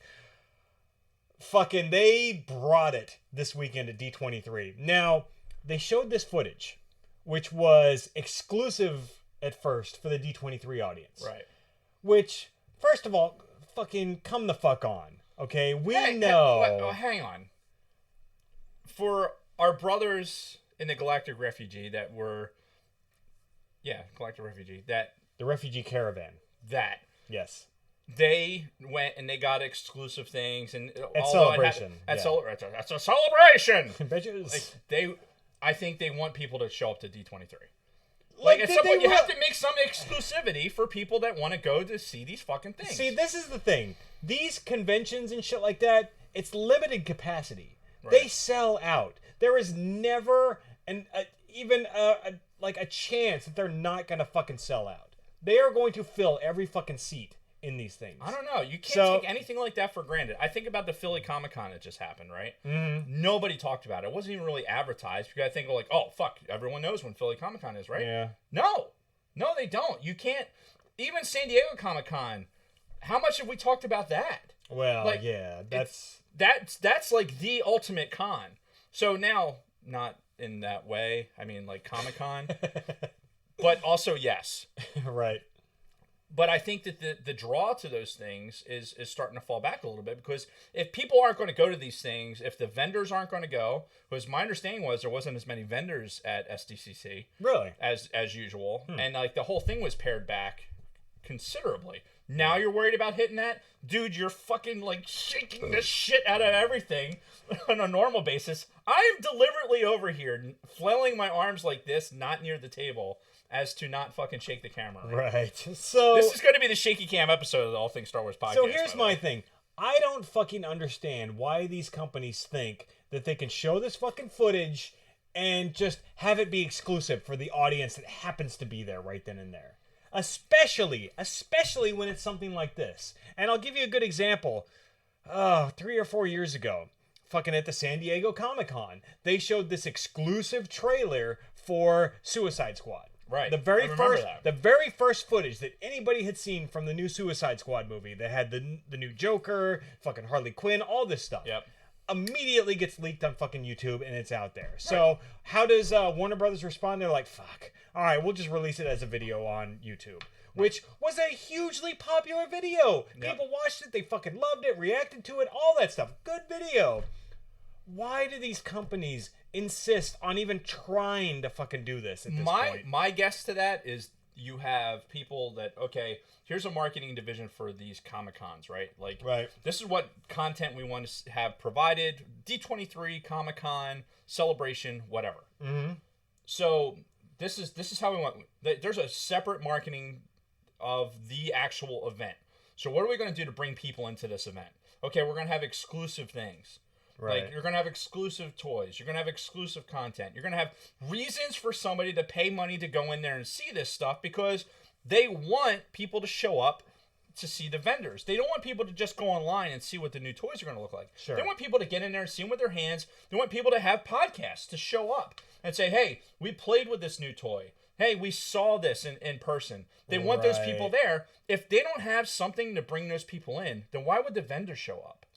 The vendor's going to go to the thing that's actually going to make them the most output. Now, the physical toys and things like that, I'm totally on board with. Yeah. Like, I get that. But the thing like showing off new footage, A, you're never going to fucking get rid of all of the fucking bootleggers. Yeah. Right? The shit's going to end up on YouTube one way or the other. Sure. And B, you're just going to piss off people like us who couldn't be there, who now we're hearing all these people, oh my god, this new footage had this, this, and this, and we're just going to be fucking angry that we didn't get to see it. I think to a person, all of us believed that at some point this was going to come out, regardless. The fact that they chose, like Disney said, okay, we're going to put this out on GMA, Good Morning America, which is a Disney-owned property. Yep.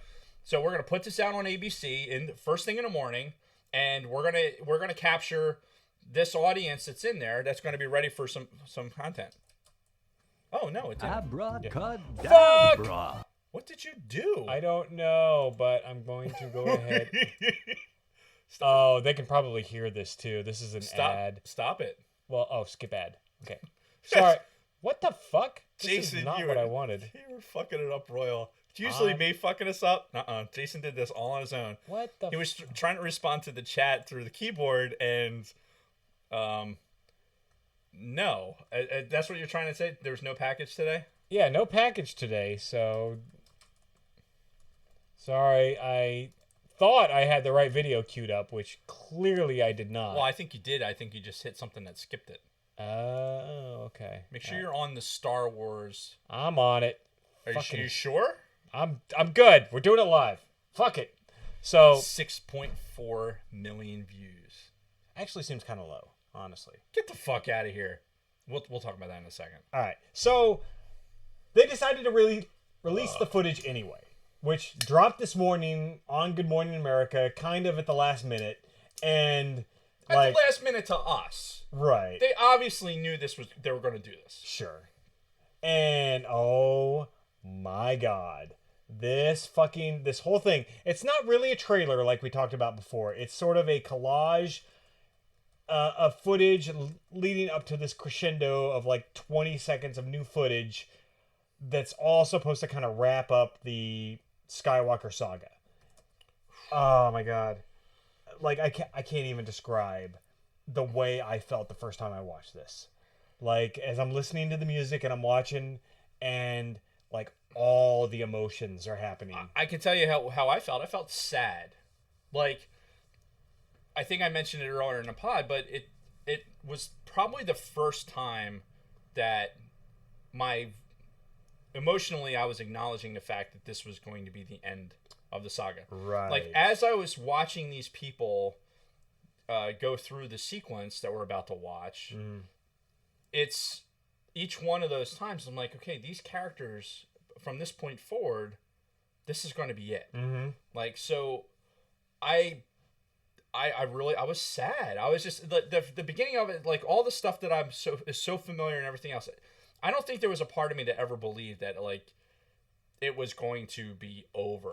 Right, because I think in the back of our minds we all really thought it was going to continue forever. Yeah, I just from a storytelling perspective, you don't want to see something end. Like I would imagine that all the people that were into Game of Thrones, it's the way the stories are and everything else is like, God, they can continue for so much longer. Why are they stopping now? Yeah, because we want it to continue, and there's a finality coming with the way that they're presenting this now that I think I'm going to emotionally have to deal with, and it's going to be very, very hard. Yeah, because why don't we watch it, and then I have some points at the end, but because everything else I'm going to say is going to involve the video anyway. So sure. All right, so we're gonna get into this. I doubt we're gonna pause it much in the beginning as we're retreading the. I don't know that we need to pause it at all. Let's just fucking go through it. There's points with the new footage we need to stop and talk. I need to. All right. All right. And play.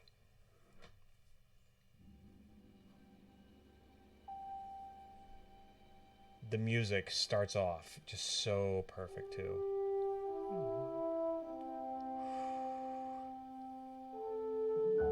Hello there. We're getting a shot of all the original characters in A New Hope. Just a nice collage of everything that happened. Stop it right here. Okay. Do you have an issue with the fact that they're playing this in release sequence, not in... Me? No.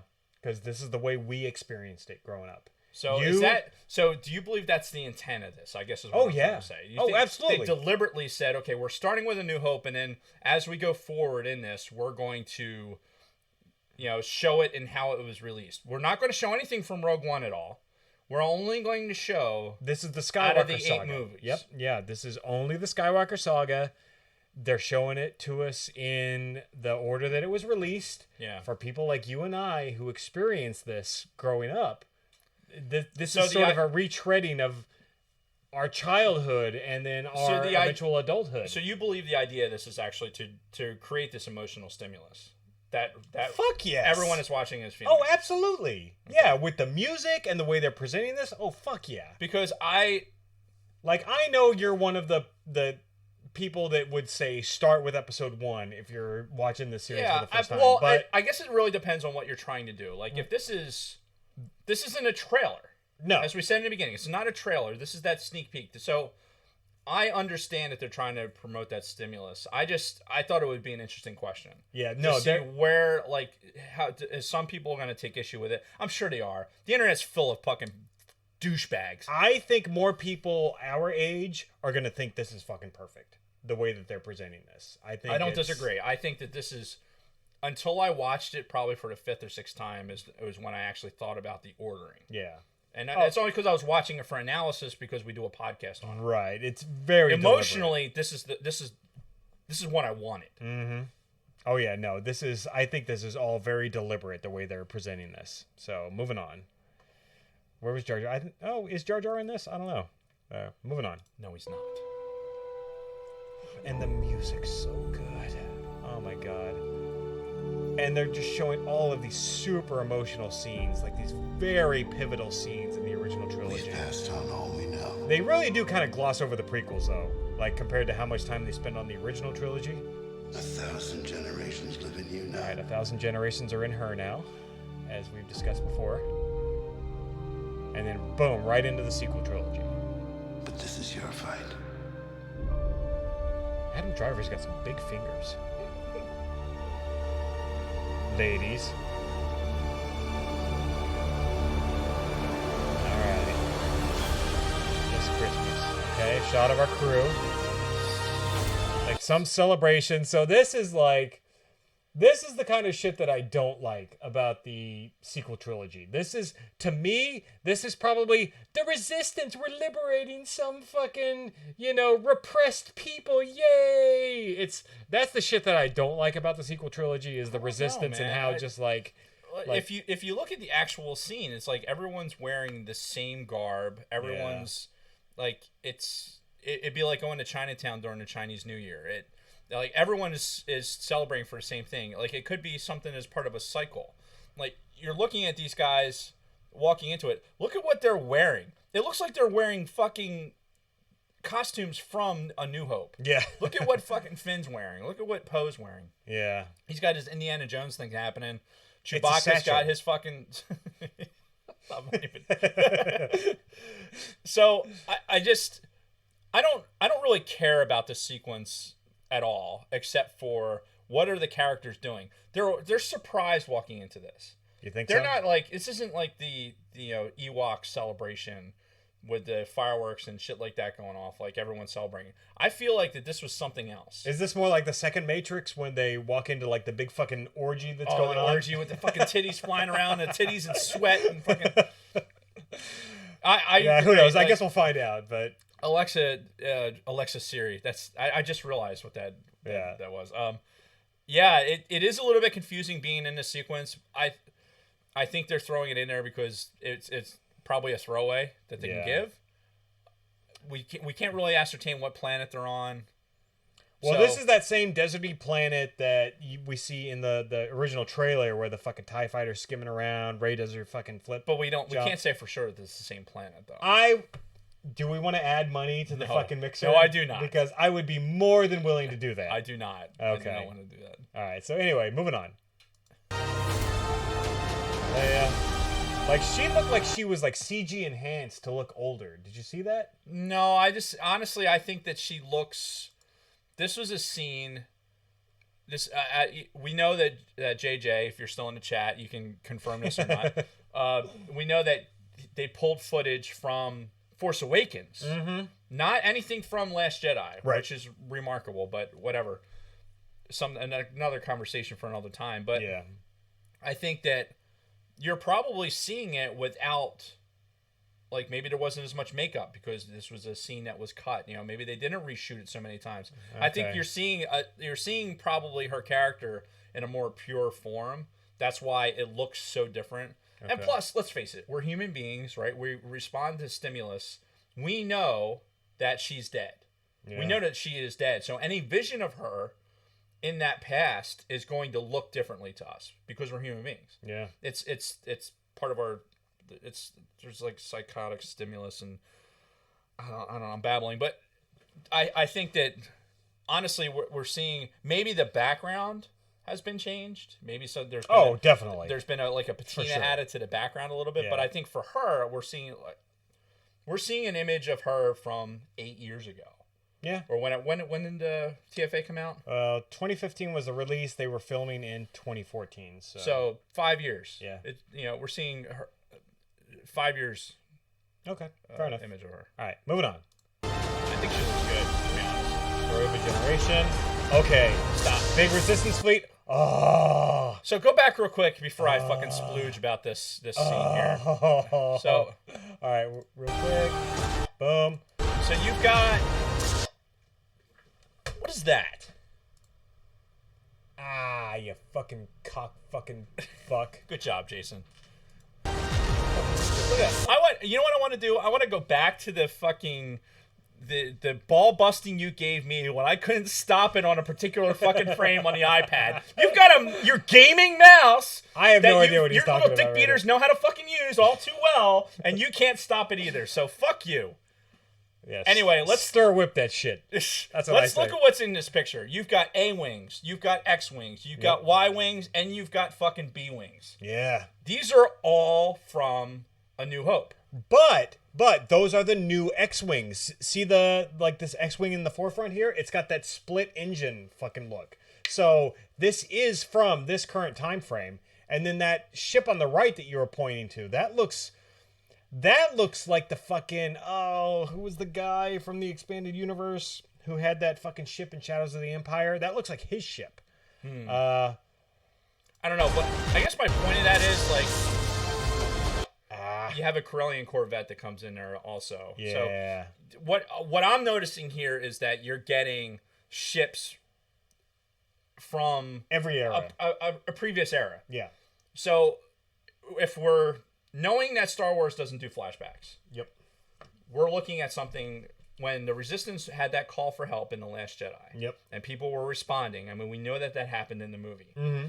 These people were, I guess, in hiding with these vehicles. And at some point, they have to come through. So, let it advance a little bit. And this is not time travel. That is a new X-Wing, not an old X-Wing. So, we can confirm that this is in the Resistance era. So, yeah. All right, moving on. Then we get the money shot. Oh. So many fucking Star Destroyers. Oh. So. And I jizzed in my pants.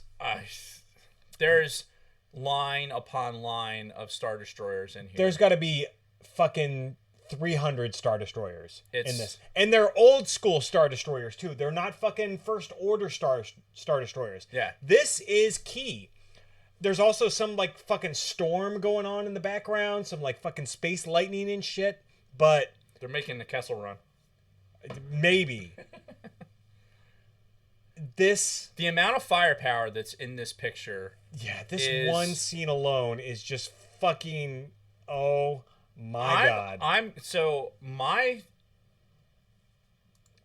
My feeling on this shot is that this is a vision of some sort. You think so? This is not the reality. I think you may have Star Destroyers, but you're getting Star Destroyers in its infinity. Like, initially when I first saw this, I'm like, holy fuck, look at all these Star Destroyers. But the way they're lined up, they're in an atmosphere, they're on top of each other at some point. I just think that this is somebody's vision that has turned into, like, it. I'm not going to say whose vision, because I don't know whose. That could be valid based off of a scene that we're going to talk about here in a minute. Right. Because there's a scene that's going to have all kinds of discussion to it. So, but yeah, this fucking Star Destroyer scene where there's like literally like hundreds of fucking Star Destroyers all lined up. Oh my god. And then we see Finn and who could be Lando's daughter. I'd almost take offense if I was an African American person at the fact that most people on the internet think that she's Lando's daughter. Why? Just because she's black and he's black? You know, it's... What craft are they in right now? That's the Falcon. It's got to be, right? No. You don't think so? Being piloted by a fucking... That's like an X-Wing pilot in the background. So maybe it's a B-Wing? Or something bigger? Yeah. I don't know. Finn's in a fucking... His fucking Corvette outfit. Yep. And you've got... like, oh, we got two black people in this movie. Let's put them on the screen at both the same time. Yeah. So whatever. Thrawn is leading that fleet. Ooh. Interesting theory. They don't have the balls. They do not have. I'm a firm believer at this point now that this there's so much going on in the conclusion of this that I don't think they have room for Thrawn.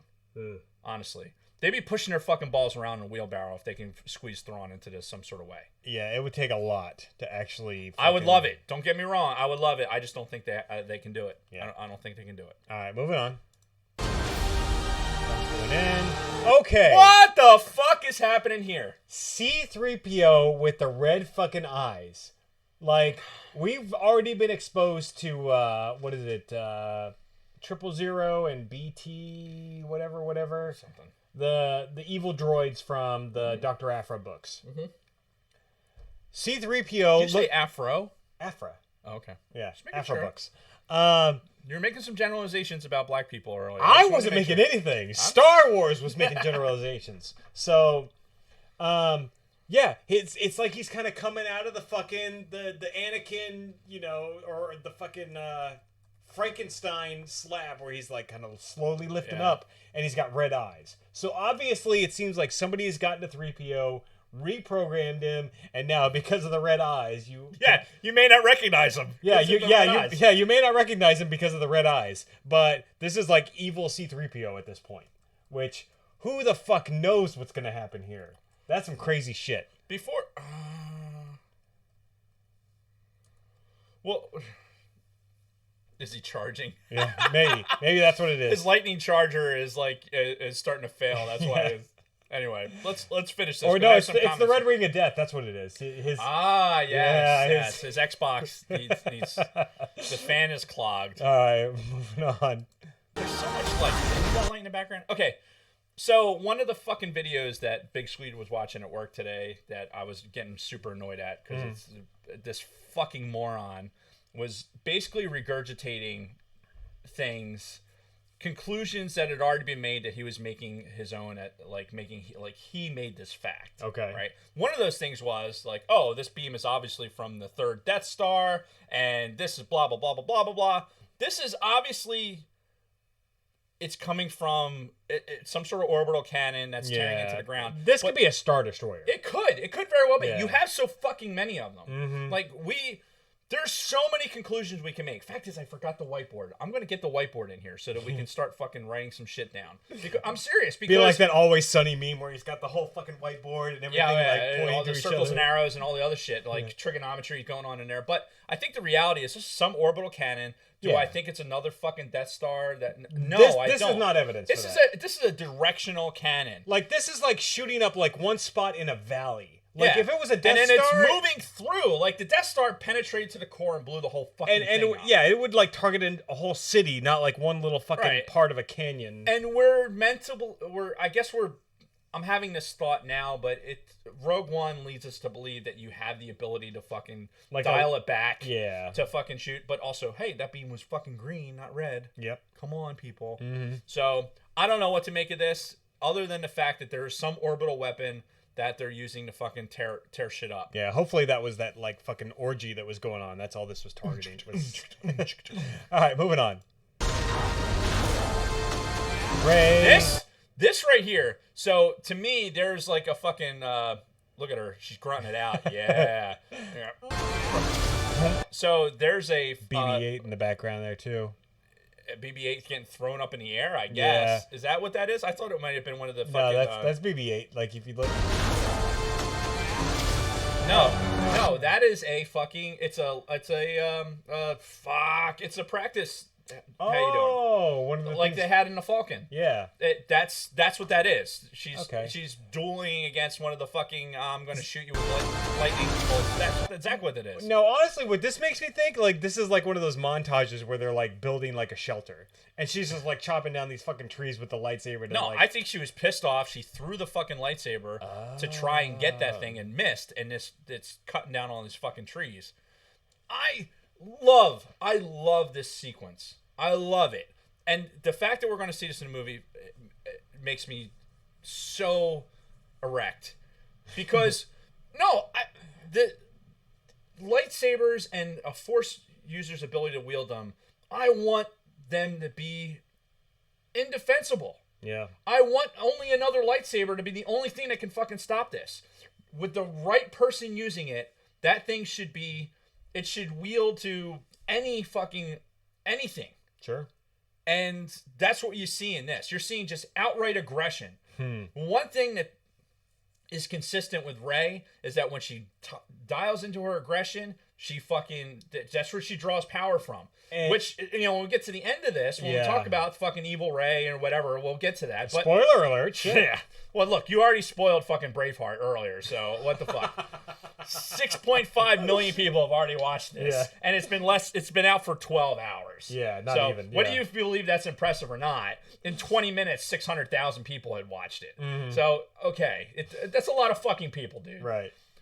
Did I watch it 40 times? Yes. Yeah. But Dave was half of all those Drop views. in a bucket. Drop in the bucket. Anyway, I love stuff like this. I love, even if it's a montage, even if it's a fucking training thing or whatever. Gonna do a montage. A motherfucking montage. Thank God we don't have to pay rights to all these other movies. I know, right?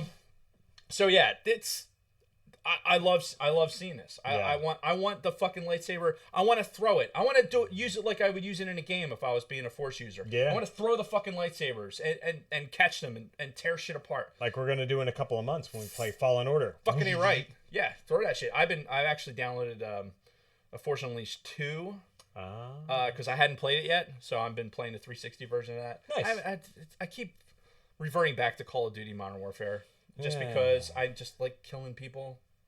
That's a thing. I get it. Whatever. But, yeah. So anyway, I love this. I love this scene. I love the throwing the lightsaber. I love her catching it, just showing that, hey, I'm a fucking badass. I have no problem with this whatsoever. Okay. Your journey. Okay. So we hear Palpatine talking. Ian motherfucking God McDiarmid talking in the background. So your journey is, I think, like almost at its end. But we see Kylo Ren land in his fucking TIE fighter. It's night now. So the scene that we saw in the first trailer when he was skimming across the fucking desert was during the day. This is nighttime. I think that this is the fucking the salt planet or the salt plains with the fucking Crate? blood. Yeah, I think this is Crate. Because watch what he does with the lightsaber. Go ahead and advance it. All right. He brings it out and kind of scrapes the bottom, but I feel like... I thought I saw like red. I guess that was just the lightsaber. Yeah. All right, but then... So, we get this scene, right? And this is where the poster comes into play, right? Because first we saw the poster where it was Rey and Kylo Ren fighting on some fucking like mechanical platform with like ocean waves crashing in the background. We were led to believe that this was probably that same fucking scene in the first trailer where Rey is looking out over the fucking water and you see the pieces of the Death Star in the ocean, which we now know that that's what this is, because if you see it, like you can see it kind of in the background. Like you can see the turret, like right on the left where that wave is right there. A turret's gonna fucking pop out of it. Yeah, and there's so much fucking analysis to this to make it. It has to be the Death Star 2 because of this fucking turret and blah blah blah. Yeah, whatever. Just because I said it was the Death Star 1, you wouldn't even have this fucking footage to look at if it wasn't for me. So fuck you.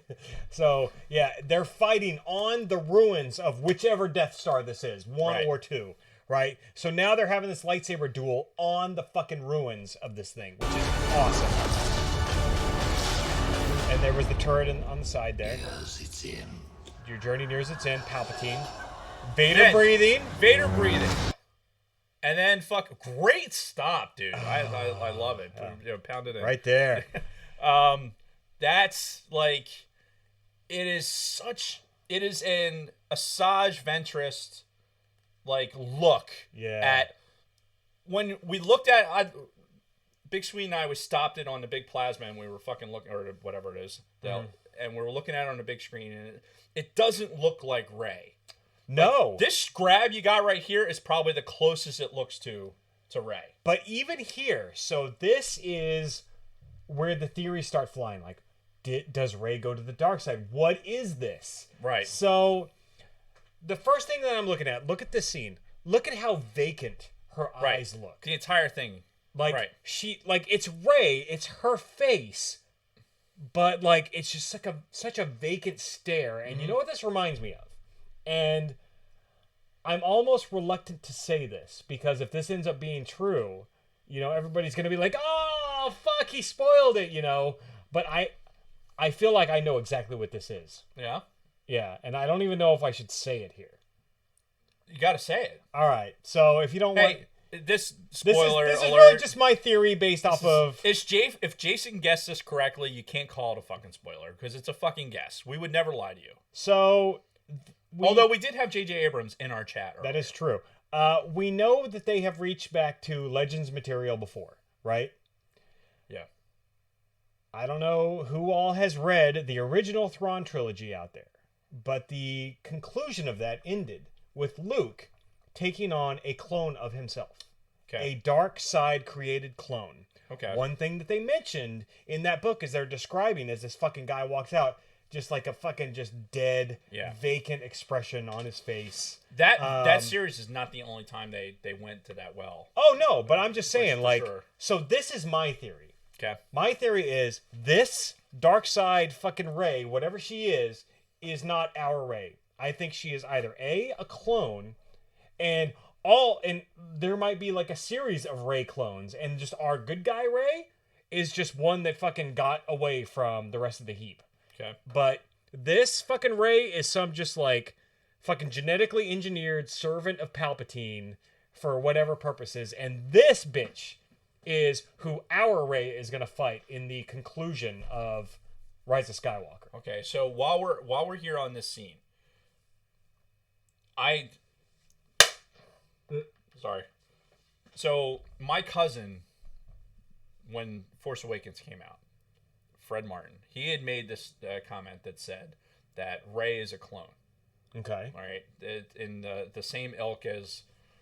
There was all these clone conspiracies about what Rey was and everything else. I was like, no fucking way. There's no way to do that.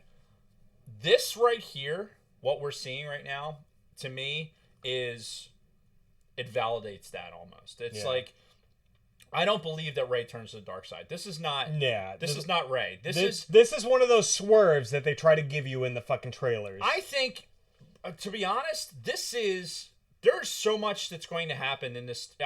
It's going to have to be 2.5 hours. Yeah. And within this 2.5 hours, you're going to get this storyline. They have to bring Palpatine back into it some sort of way, right? Yeah.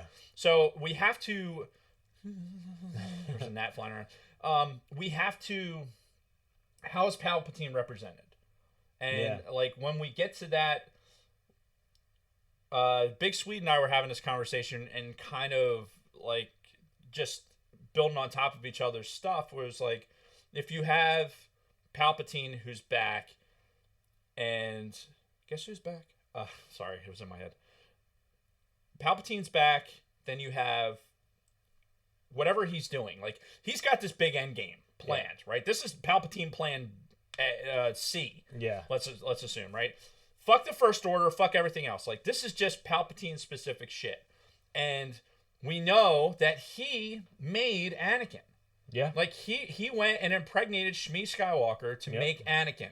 Anakin, therefore, produces 2 children. Mm-hmm. And those children are whatever they are. Yeah. Who's to say that Palpatine did not do the same thing to somebody else and that they produced twins? Oh, yeah. And then one of them could be this broad and one of them could have been Rey. And it's like, fuck, I see Rey fucking my shit up later on. Let me abandon her on some fucking planet. Yeah. Without being able to control the fact that Millennium Falcon's going to show up on it, and then all hell's going to break loose. Yeah. Right? Because the one thing Palpatine can do, he can manipulate certain things. He can manipulate his environment and manipulate the future. But he wouldn't be in Plan C if fucking he didn't account for shit that happened in Plan A. Yeah. So I think that if it's not a clone, it's a twin or something. Okay. I'm more with you on the clone thing just because of the way she looks, but look at Ventress and look at how Ventress is portrayed. Like, she's very emotional, and this still right now that you have, which is perfect, but it's highlighting that vacant look on her face with this dual lightsaber projection in her eyes, and it was a great shot. Cinematically, it's a great fucking shot. Yeah. And then you get a little bit of emotion, like a little smirk, as she fucking turns this into her staff. Well, and with the dual lightsabers. Yeah, and when that happens, Based on the background that I see in that shot, that makes me think of a different theory. So let's get right to that. So first we got Rey with 2 blades poking up, and then she, boom, fucking drops it down into a dual-bladed lightsaber. Yep, and if you look at this, she is a direct analog of Rey. Yeah. Like, in what she's wearing, she's got, like, the it's almost like the robe with the tie in the middle. She looks very sickly, almost. It does. It's that, fucking, M. L. Shyamalan thing with the fucking, I don't know. Anyway, you mentioned it earlier, but it does. She looks like she's never seen outside. Yeah. Like she doesn't have a fucking drop of sunlight on her. Excuse me. Yeah, I look at this and I see the analog. There's also been things that have been going around the internet that I've been really, really trying to avoid, but I did notice on the video, if you look at her left hand, you see that she has some sort of ring on. Oh, okay. As if you go into a little bit more, it kind of gets in a little bit closer on that. And who knows what that's about. But to your comment about this, Rey's going to have to fight her. I don't think she's going to have to fight Rey. You don't think You're so? not going to have a Rey on Rey crime here. I think you're going to have Kylo Ren. Let's project, okay? Let's have some conjecture. Well, and you know what? That goes along with what actually happened in the original Thrawn book trilogy, because it wasn't Luke who ended up fighting and killing that clone Luke. It was Mara Jade who ended up doing that. Which totally makes sense. So, if you have the reincarnation of Palpatine in some form or fashion, right? And Kylo Ren's like, hey, I'm the motherfucker. Like, I am a descendant of Luke Skywalker. Or of Anakin Skywalker. And I am the true Skywalker. This is some clone bitch. And Palpatine's like, okay, then go ahead. My apprentice. Go ahead and they're going to battle. Yeah. And at the end of the day, I feel like Kylo Ren's going to win because you can only have so many Reys on one screen. Yeah. But I don't think if everyone wants Rey to fight herself, I don't think you're going to see that. I think that's way too contrived. Yeah. For my movie franchise, I don't want to see that. I want to see her fight fucking Kylo Ren. That's what I want to see. That would be great. Here's another thing to think about. Something else we've seen in Legends material in a book that we've recently reviewed. The Darth Bane books. Yep. What was he researching? How to fucking transfer his spirit into another body. Could that be fucking Palpatine trying to take over Rey's body? I feel like no. You don't think so? I don't. I like what you're thinking. It's very creative. However, I don't think so. Okay. Now, here's the last theory that I have. Based off of the background, look at what's going on behind her on the right. Kind of some sort of icy type of plates. That makes me think of when she goes into the dark side anus on Luke Island. Right. And she's looking at the show me my parents. That looks like that thing that she walks up to and she sticks her hand on. Yeah. So this could just be like a straight up vision. Like, what if she had killed Kylo Ren and on Starkiller Base? You know, this might have been what. Like a vision of what would have happened. I also want to see Rey kiss herself. I'm not going to lie. Good call, Isaac. That's right. However, I think Big Swede was also saying the same thing when we were, coming up with theories earlier today. Yeah. It's entirely plausible. However, the intricacy of this image with the lightsaber and everything else. If you were going to do... I keep using the word analog, right? Because we're looking at Rey. She's in basically a black version of what she's running around in all the time. She's always wearing white. This is a black version of that with the cape and covering her head and everything else, right? Dark eyes, just real fucking, menacing, whatever. Yeah. I think if you're going to show her a mirror image of herself, then you don't need a dual-wield lightsaber. You don't need something that has a fancy fold-out, how you doing? Right. I think that would take away from the fact of whatever it is that she's seeing. Same thing with, the Dagobah theory that's floating around out there. It's amazing how quickly this shit came out. Yeah. Right? But and this is me not even paying attention to this shit, and I managed to pick up on it. But there's people that believe, this is... Actually, I think some of the guys in the chat had come up with this. This is her in a cave. This is Rey's version of the cave on Dagobah. Right, and that's kind of what I was leaning to. Right. When you see the background that looks like her on Luke Island. Right. Again, though, I don't think you're going to see such an elaborate. Why would you need this fancy fucking lightsaber unless you're doing some extreme marketing? Which, oh yeah, you know how many people are going to buy a fucking lightsaber? All of the people. I'll buy it right fucking now. All of the people are going to buy it in front of me. Take my money. Yeah, it's a half an inch taller than you are. It has to be in order to fucking work. Why me? Because you're short. Anyway, don't worry, I'm shorter than Big Lovin', so. Well, yeah, it's kind of hard to be, taller than somebody who's like 8'12". So.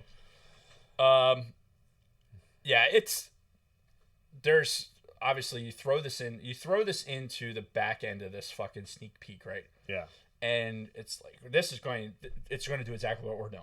Mm-hmm. We're fucking talking about it. Yeah, and yeah. All this speculation and everything else. Like her head's going to be shaved in this. Like it's going to be a whole fucking thing. Yeah. And Dave Martin's opinion is that she fucking whips out that lightsaber and is getting ready to fight Kylo Ren. I think Kylo Ren's going to kick her ass. Ooh, man. Because the channeling of the fucking dark side that's going to happen to get to this point, like Kylo Ren has a huge fucking chip on his shoulder. Oh, huge. Yeah. Huge chip on his shoulder. And when he understands that fucking Palpatine is the one that manipulated everything to his fucking grandfather dying, to Snoke, and all this other fucking bullshit, and it all comes back to Palpatine, and he's going to stand there and go like, hey, I'm the guy. Yeah. I'm your fucking right-hand guy.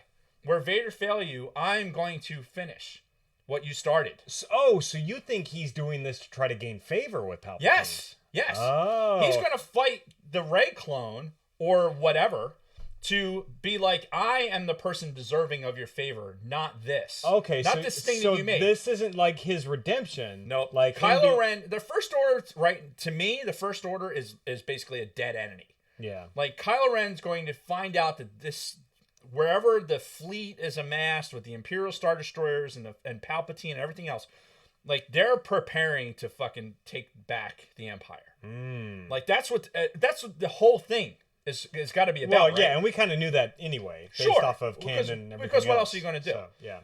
So I keep wanting to say Adam Driver. Kylo Ren wants to get like, hey, fucking Palpatine's the guy. Like, I know maybe he runs into one of the fucking droids that has the Palpatine fucking message traffic embedded in it. So I said all of that instead of saying the messenger because I couldn't remember messenger. But yeah, I think you're getting to a point where he's going to go up there and wants to win that favor with Palpatine. He's going to take out evil Rey, and he's going to be side by side with Palpatine. And there, at the end of the day, you're going to have the redemption moment where he takes out Palpatine like his grandfather did. Right, and see, that's the thing that I was more leaning to. Not as a way to gain favor with Palpatine, but be like, oh, this is all because of you, motherfucker. We watched fucking Darth Vader spend so much time conspiring to overthrow the Emperor while at the same time making sure he stayed in his good graces. Oh. Why would the same thing not be happening with Kylo Ren? Especially since he fucking, idolizes Vader. Yeah. It's his Holy grandfather. That shit. is the lineage. That is the Skywalker lineage. So if we're not to me, I'm even a little bit further away from Rey being a Skywalker than I was before. Yeah. Because I think what it comes down to is it's this connection between Leia to Kylo Ren to Ben, and then once again in front of Palpatine and having the opportunity to take out Palpatine. That would make sense. That point. Because, honestly, I feel like they're deliberately not focusing on him in these trailers. In the first trailer and in this footage. Very little focus is being made on Ben himself. And that's probably deliberate. You get a passing scene. But one of the biggest things is him fighting Rey in the ruins of the Death Star where his grandfather was fucking killed. Right, but we don't know where in the movie this happens. This could be the first fucking 20 minutes of the movie for all we know. It could very well be. It could very well be. But I think at the end of the day, we have to address the fact that all of these people are going to go away. Yeah. Yeah, what does Dave Martin thinks that at the end of all this, we lose the Falcon. Oh, you think so? Oh, yeah. Oh. Gone. Yeah. lose the Falcon, somehow lose Lando. That would suck. You're gonna like all these characters. Like, do I think they're gonna do it Rogue One style? I don't know. They've done it before. Yeah. But does Rey? Rey is not a Skywalker. Now here's the sticky wicket. Rey is not a Skywalker. Let's just make that assumption. Like all signs are pointing to that. Yeah. Right. I wish it to be true. I don't think. The more I think about it, the more I don't believe it to be true. But Rey is not a Skywalker. If Ben Kenobi, or if Ben Solo sacrifices himself like his grandfather did to kill Palpatine, then they're dead. Rey is still alive. Right. And you can continue from there without a Skywalker. Because all the Skywalkers at that point will have been dead. Yeah. The Skywalkers end with Ben. So the line, the lineage. Yeah. So it only makes sense to me that Rey's not going to turn to the dark side, and at the same time, Rey's not going to be the one that fucking ultimately kills the bad guy. It's going to be Ben Solo. Yeah. Much as his grandfather did, finding the good and then terminating at that. And then that leaves you open to maybe they do salvage the Falcon and she hops in with fucking Chewie and they fly off into the sunset. Sure, yeah. You could do that. I don't think they will. I think at the points of the emotion of what's going to happen in this movie, we're going to lose some big things. Oh yeah, for sure. I mean, I'm fully prepared to lose the Falcon in this at some point. Ooh man, that would be a rough pill to swallow. I'll say that. So it has to be 3 hours. I agree. Catch up on the chat. We haven't seen anything with the Knights of Ren. I don't even want to speculate on it in this particular thing. I mean, we know that they're in it, right? But how much are they going to be? Also, Kerry Russell's in this. I mean, there's so much stuff that, like... Yeah, there's so much going on. Legitimately, we only have 30 seconds of new content in this. And already we're like, this has got to be a 3-hour movie. Oh, like, I agree. Falcon will die with a broken heart. Somebody saying, you're breaking my heart. Look, my heart is breaking. My heart is breaking for the fact that I know that whether I'm right or wrong, and I'm doing my best to not have any... I think the beauty of this is, as opposed to what happened in The Last Jedi, is we know that this is going to be the end of the saga, right? Yep. I don't see any way around it. So we have to come to the reality that people are going to die. You know, these storylines are going to have a logical conclusion. Yeah. For the most part. So I think going into that, like, we can make all the speculation we want, but at the end of the day, because we're looking at the end, there's no possible way. Like, can we do that? Can we, as Star Wars fans, project this to its end? Like, I'm doing my best to present a good argument for it, but even that's a little too neat. Yeah, that's very Return of the Jedi-ish, and maybe they do that. But even doing that, it's like saying, okay, my dog's gonna die in fucking 4 days, you know, and knowing that is happening doesn't change the fact that it happens, and I could predict it all the live long day. I'm still going to be emotionally involved in it when it happens. It's a bad analogy, and I apologize. It's what I came up with in the spur of the moment. And, you know, kind of to your point, for better or worse, Force Awakens had a lot of homages to A New Hope, right? Mm-hmm. Some people would say it was a shot-for-shot remake, which they're full of shit. But there were a lot of homages even if so, who gives a shit? To A New Hope. And it ended up being the biggest movie of all time at that time. So I firmly believe that they may try to treat Rise of Skywalker the same way with Return of the Jedi. A lot of allusions to or homages to what happened in Return of the Jedi, which goes right along with your theory of Ben potentially, you know, redeeming himself, taking out Palpatine. I could totally see that. So... we actually have a couple more seconds in this footage that we need to finish up before we close out the show. So I'm just going to hit play and we'll soak this last bit up.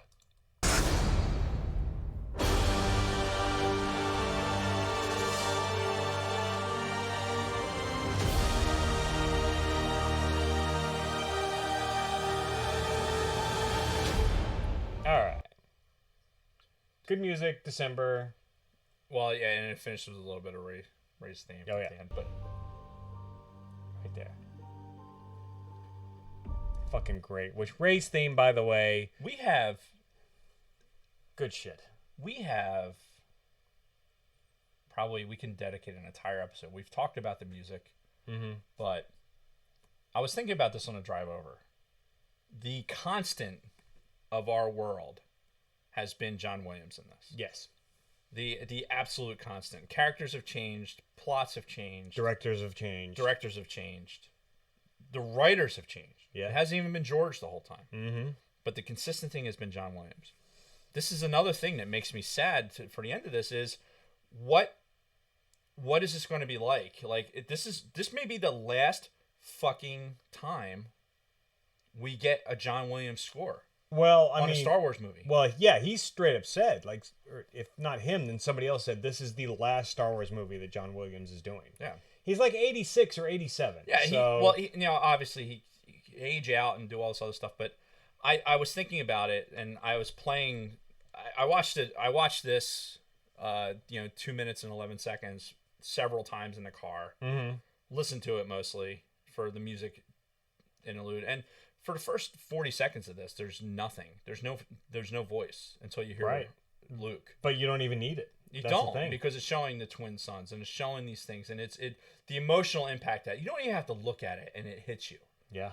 This music, ultimately, what's going to go down, what makes Star Wars the best thing to ever hit the screen, and this type of longevity and this type of popularity and the revenue and everything else. Is nothing without John Williams. No. It's nothing without it. And it's to think that this is going to be the last time that I hear that he scores a Star Wars movie. That's as emotional as anything else in this. Because we know that we're going to have Star Wars. We're going to have something with the Star Wars name on it. Yeah, we know there's more movies coming. Right, and there's going to be books and everything else, and we'll always have something to talk about. But when it comes to these movies, I think at the end of it, when we're folding our flag and putting it on the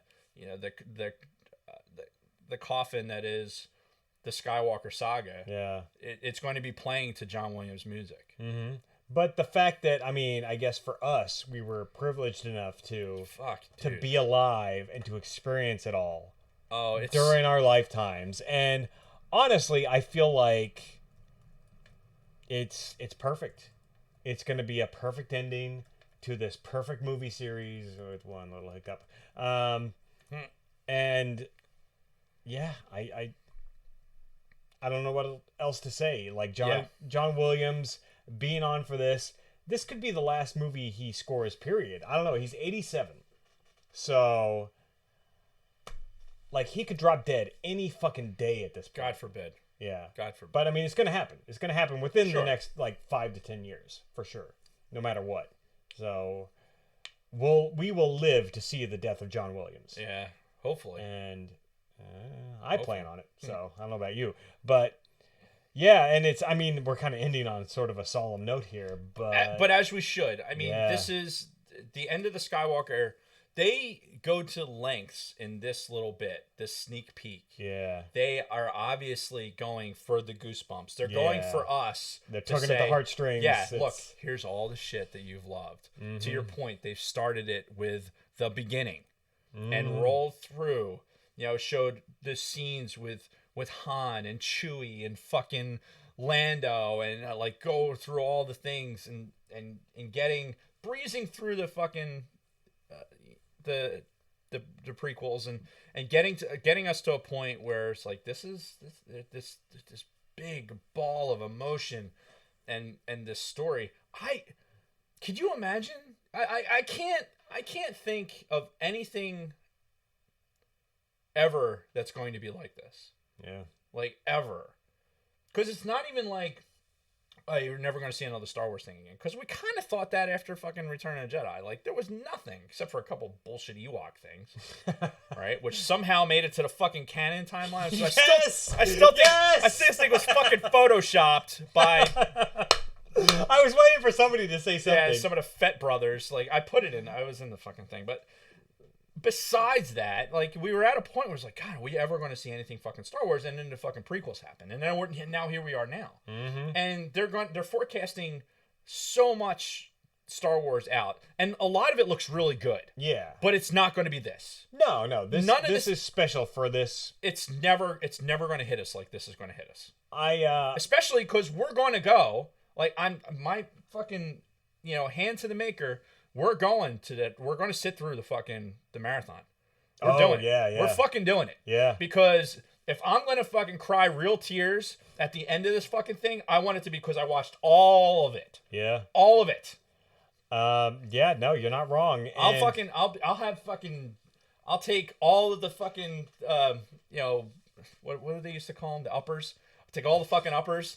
Yeah, like, give us Ambien for one thing, and give you uppers for other things. I can't, but yeah, all of the. I will be on all of the medication to fucking sit through and make sure that I'm conscious for all the things I want to be conscious for in that. So when my eyes fucking wash over what's going to happen in episode 9, it's going to hit me like a fucking ton of bricks. Yeah, it is. I will sob like I did at my fucking grandfather's funeral. Like it is. And that level of emotion didn't hit me until today. Until this. Yeah. Until seeing this. And again, they did whoever produced this fucking sneak preview or this, I tell you who it wasn't. It wasn't fucking Kathleen Kennedy. Yeah. Like, who couldn't even string together a couple of fucking words when all she really needed to say was, "And folks, Ewan McGregor." And he walks out and says, "Hello there." Yeah. And then that'll be it. Crowd goes wild. And you fucking walk off. Yep. Anyway. So that's it. Big weekend. We have nobody but the one and only Dave Martin to thank for you are welcome all of this because of his extensive rant last week. It was extensive. It was hours. But it was good. It was multiple hours of ranting. Yeah, but I mean, fuck. Like, if we didn't think that we had much to look forward to as far as Star Wars goes moving forward, we sure as fuck do now. I've never been happier to be wrong. Yeah. I have never been happier to be wrong because now, like, it's fucking game on. It's game on. Yeah. Now, but here's the tricky part for us. We have to now, like, the shutdown of all the fucking noise has to happen. Like, now it officially begins. Like, we're gonna get a trailer. It's most likely going to be in a Monday night game or whatever. So somewhere in October. We gotta wait for that. We've got frothing anticipation for the Mandalorian, which they're doing a good job of leading us to that. Awesome. Yep. Fucking have my fucking $8 a month to infinity. Secretly, I'm hoping that my Hulu Live account, like, since Disney owns Hulu, that there's going to be some sort of fucking back scratching there. There's got to be something going on. Please, hey, Disney, you listened to me before. This is a big one. This is how you could repay me. Yeah. But we got the single player game that's coming out. I might have to make a conscious effort to start playing fucking Battlefront again. Like, because at this point I'm like, now my Star Wars fucking erection, it's like all it wants to do is stay erect. So what am I gonna do? I need more Star Wars stimulus. And you know what this feels like? This feels like 2015 all over again. It does. Where, as we were ramping up for Force Awakens, we had all this stuff that started coming out all of a sudden between the comics like The Shattered Empire, the first Battlefront, all this stuff, and all of this excitement for this new Star Wars movie. I have that feeling again with this that I didn't have with The Last Jedi. Regardless of how the movie itself turned out, the level of build-up for that didn't match what we had for Force Awakens and for what we have right now. So... Well, yeah, and I think for all the things that I mentioned before, it's like, fuck, this is it. Yeah. This is it. Like, you're going to show me the fucking twin sons at the beginning of a goddamn sneak peek, and it'll be like, hey, the end of a fucking era or whatever the fuck it is, like, fuck. Yeah. Holy shit. So, yeah, it's going to be good. We have a lot to look forward to. There's a lot of 2019 with Star Wars that is going to... Man, can you imagine? What is fucking 2020 going to be like? At the end of all this. At the end of all this, like, are we even going to have any energy for anything? We might not. Like, honestly, holy fuck. At the end of this saga, it might just be like, I can die happy now, Like, who the hell knows? So... we'll have to do that live as it comes. But yeah,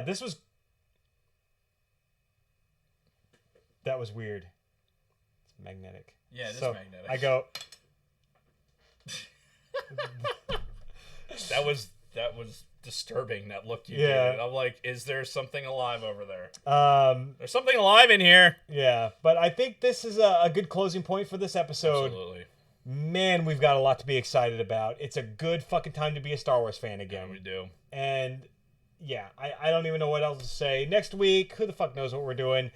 We are going to start hitting our patrons topics. So hey, I had a word for that. Patron.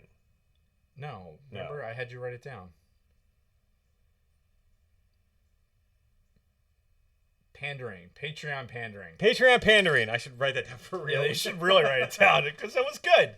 Yeah, I could have just gone back and watched the tape, but Patreon pandering. So yes, we'll be pandering to our Patreon supporters. Yes. Here in the near term, because they are allowed to pick topics for the show. So yep. We will do it. We will do it. Do it. And we already actually had some pretty good ideas thrown it our way from our patrons. Yeah, I'm looking forward to it. It'll, if nothing else, we just keep this momentum going until we get to the next big thing, and then the next big thing. There's no fucking way. Patreon pandering. Thank you, Scott. There's no way I can see us doing Clone Wars between now and the stuff comes out. As much as I'd like to, I don't even want to because I feel like I'd be working. It's like work at that point. I want to enjoy it. There is a point where I would like to enjoy the Clone Wars series, No, you're right. and allegedly it gets better, and I believe everyone out there that it does.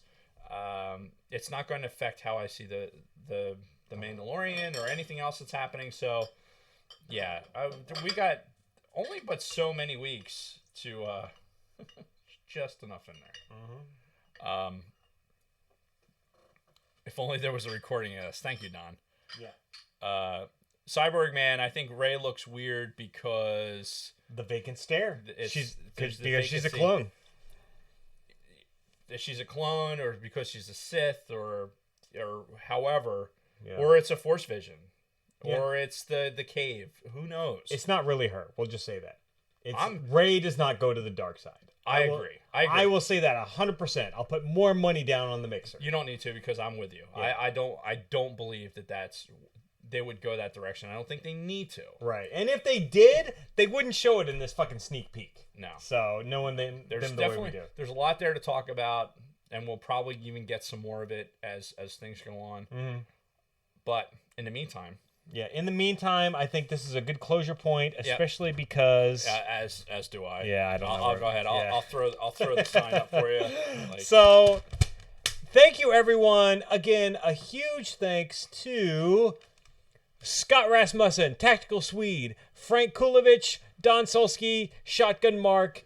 You guys are the best. Yep. We love you, and we love everybody who watches the show, subscribes, and shares. Thanks for everybody who's in the chat now. Like, hit us up via if you're not already a member of the Sidebar Cantina, get in there. Yeah, Facebook group, closed Facebook group, but we'll keep the conversations going there in the group. And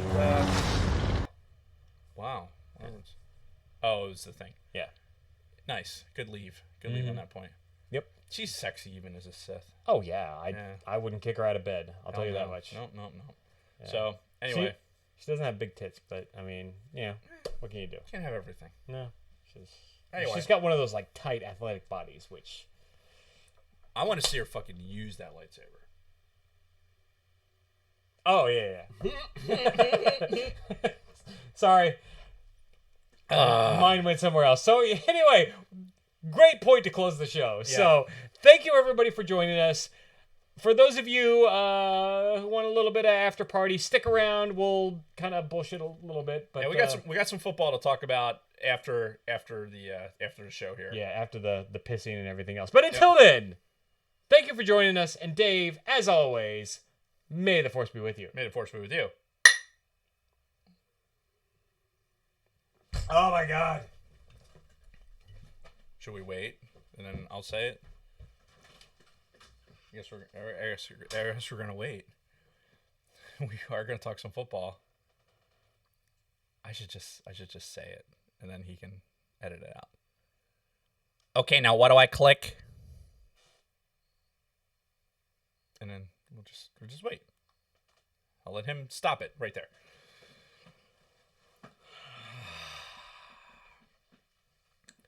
So, how's everybody doing? Was that a good episode? Was there enough Star Wars there for all of you? I feel like Mr. Rogers. You think this is how Mr. Rogers like addressed the camera and everyone? I'm gonna get my sweater, put my sweater on, take my fucking sneakers, put them on. Oh, I'm just watching myself do this fucking what do I click thing.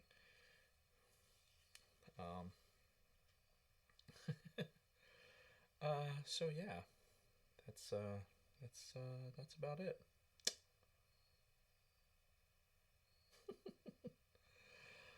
Oh man, what's excited? Everybody else excited? I'm excited. My daughter texted me and wants to know when I get a chance. Why can't I explain why the fuck Franco is back in AAA? Because he sucks. And I already said it. oh, okay. So you can like cut after that. All right, we'll do. I mean, I could say it now. Yeah. Hey, Stonebleeds. Deuces. We'll pick you up later. I was thinking if anything comes out, if we get the package, you should wait to open it, and we'll try and do it. Yeah, I don't know. We were supposed to get it today, but Cut. Oh, I guess we just stay to YouTube. Like Yeah. the YouTube episode's just gonna stay long. yeah, That's fine. the audio will get cut. So I just saw it. Okay, now what do I click? I double click the mouse, Peter. So yeah, draft is September 1st. If he didn't mention it already, go blue, go orange, and big blue, fight. I'm rooting totally for Michigan and BSU all year. Fuck Pedo State, and go Niners. Scott, are you still in the chat? Fucking 3-0 in the preseason. I know the preseason doesn't mean shit, so they could go 4-0 in the preseason and still be like an 0-16 team. But it gives me a little bit of hope, right?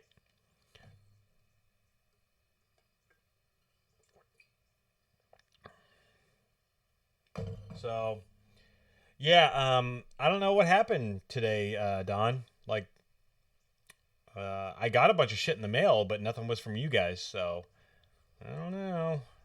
We'll find out, I guess. Woo! Yeah. Feel better. Good. Glad to hear it. So I already mentioned September 1st, live draft. Yes. We're going to do it here from the studio, right? Yes. We're also going to be joined by a special guest that day, so Yes. there'll be 3 of us live on camera here. Yep. And that'll be our episode for the week, right? We're not going to tape again on Monday. Or do you want to still tape on Monday? Well, I didn't think that was going to be an actual episode of the podcast, just us live drafting. That can't be too interesting for the audio audience. But I'm still a little bit behind on the audio episode, so we can still kind of keep a week, and like that's not a bad plan. And then we can start knocking out the patrons topics the week after that. So we can do that. Well, I mean, we could play by ear too. There was a reason I was asking that. I forget why. Let me look. But the actual football season doesn't start until like that Thursday, right? Thursday. Oh, you know why? Because Monday's Labor Day, and Kathy and I were going to do something. Okay, that's fine. Yeah, we can do that. So if we do whatever we're going to do, we can do it on Sunday. Sure. And then special guest Hank Hill. Hank Hill might have to work on the draft. I mean, we might have to do that. Yeah. Our guest won't mind Hank Hill. I'll just say that. It's not like my wife. Yeah. It's definitely not my wife, because otherwise there would be no Hank Hill, or else I'd be in trouble. Ever. So, What other football stuff do we have to talk about? I already talked about the 49ers, 3-0 in the preseason so far. Wow. Are you excited about that? I am. Like, trust me. How many interceptions did Garoppolo throw in that first fucking preseason? But he threw none last game. So, ooh, and how many series did he play? Like 4.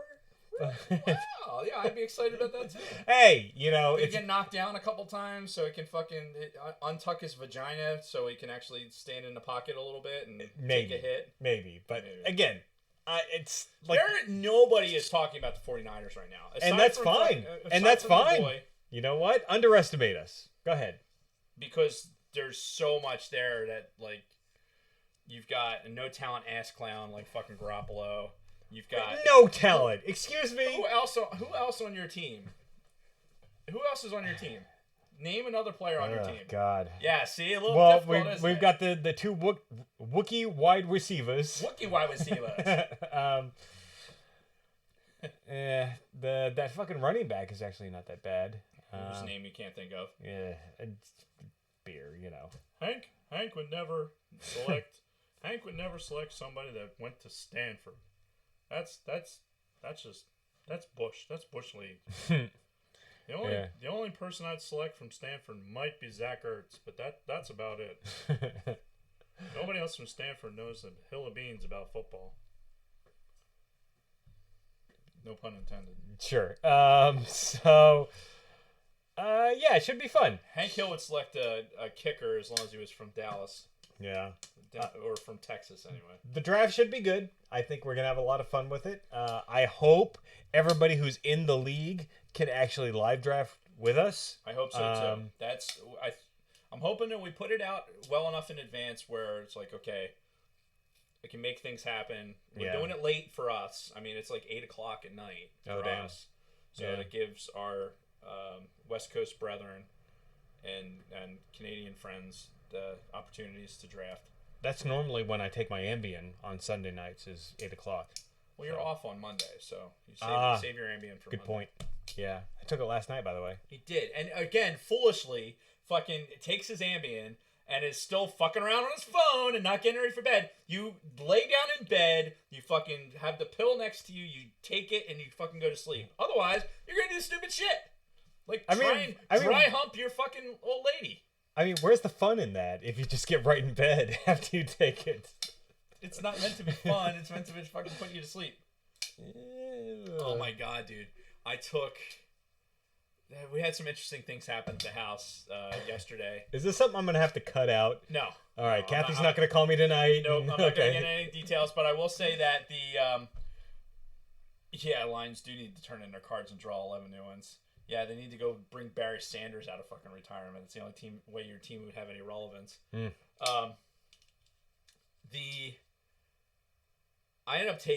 take this medication for fucking anxiety, and Kathy, I got myself all worked up, and Kathy's like, you should take another one of those. It may have been more direct than that, but so I ended up taking another one of those. It didn't hit me for like 2 hours. Really? So imagine if you took 5 Benadryl. Holy That's shit. what it was like. I took 1 Benadryl one time, and I'm like, holy fuck, I can barely stand up. I basically took the equivalent of 4 or 5 Benadryl and went out and mowed the grass. What? Yesterday, yeah, in bare feet. Holy shit. Yeah. Awesome. Yeah, I would rather just take a fucking Ambien and go to bed. My God. How did you even function at that point? You know what? It's a case of being. I think my liver is attenuated to a point where, or at least it's pickled to a point where it's like, okay, we're gonna let this much stuff go through so that you can still function. Yeah. Like, I mean, Chris, I was a blackout drunk for a long time, so like anything close to that is like, I could have drove home and fucking passed a sobriety test, but I know there's fucking giant halos around everything, and it's just like, oh my God. Wow. Yeah. Fucking hilarious. Anyway, what were we talking about? I don't know. I'm not doing that tonight because that there's a lot of stuff that I take that doesn't interact well with alcohol. Never mind. So, anything else as far as the fantasy football goes? I think there's some college football that we got to get ready. I mean, all right. So you guys, for the most part, are college football fans that are in here. You know, we got our Michigan guys. This fucking ass clown who pretends to be a Michigan fan. Yay. We got our Boise State brothers out there, which we support also. Yeah, we're getting ready for a good football season. Penn State's preseason rank is irrelevant. 15. I think Michigan's is a little bit better than that. Ohio State is way over fucking ranked. Way over ranked. This fucking throwaway Urban Meyer class that already had one fucking quarterback walk away from it. Like that Ohio State team is going to. I'm putting it down right now that a fucking Ohio State is finishing outside the top 10 by the end of the season. Fuck Ohio State. I dislike Michigan more because they have the most overrated fucking coach ever to be associated with football. Ever. Not true. Ever. Not true. Ever. What has John Harbaugh ever fucking won? He did something with Stanford, right? Okay. So did Tiger Woods. He took the 49ers to the Super Bowl. And lost to his brother. Go ahead. Did you just fart? No, that was my elbow. Oh. I was going to say, you got to at least throw a howdy out there. He started, turning the... Google that shit. Michigan franchise around. No. I'm talking about for game day. Where's game day? Where's game day? What do you mean? Where's game day this week? Where is ESPN game day this week? Oh, fuck. Do you not... It's not in Philly. Oh, I'm like moving the mouse around, looking at your screen going, where the fuck is the mouse? Oh. So, fun fact. The only time game day is going to be in Philly is for Temple games, because Temple plays their home games at the Link, or for Army-Navy. They won't go to Philadelphia for a Penn State game because they're not... Penn State is in State College, which is in the middle of the state. So, Penn State is not affiliated with Philadelphia. If anything, it's closer to Pittsburgh, because it's only about 2 hours from Pittsburgh. So, if you're going to get... Like I said, the only time you're going to see game day in Philly is it's more likely for the Army-Navy game. Temple was relevant once for football, and game day showed up. And it was a good time. I probably would have went if I didn't hate people. Yeah. That's just highlighting the games. Google where is college game day. They're not going to be at fucking... No, but this one, had it. But there's no fucking dates. It's like week 1, Oregon versus Auburn. Okay, so what day? That's next week. Give me a fucking date. Just throw the date on the fucking side in, brackets or something. Just give me a fucking date. Jason, when does college football usually play? Saturdays. At least he knows that. So it's going to be a Saturday. It's this coming Saturday. Just put a fucking date in the goddamn article. Is it that goddamn hard? So, scroll down. Oh, look, week 2. Again, what's the fucking date that they're going to be LSU at Texas? Give me a fucking date. How hard is it? That'll be a good one. Austin's a good That'll be great. When is it? What's the date? It's probably September 6th. Oh, yeah, fucking, why don't they just put it there? How hard would it be to write fucking 5 more goddamn characters because you're not on ESPN.com, you're on 24/7 Sports. It was the first fucking hit on Google. Thanks, Google. You're great. And then there's footballscoop.com. I'm sure that's really fucking legitimate. That one's predicting. ESPN already ruined first game day. Really? This is one of the first fucking hits on Google? Fuck you. Why am I looking at this? Fuck this shit. I'm done. Anyway. Walt Disney World Resort is where game day is according to their Twitter. Okay. Fair enough. Michigan's going to beat Army by 21.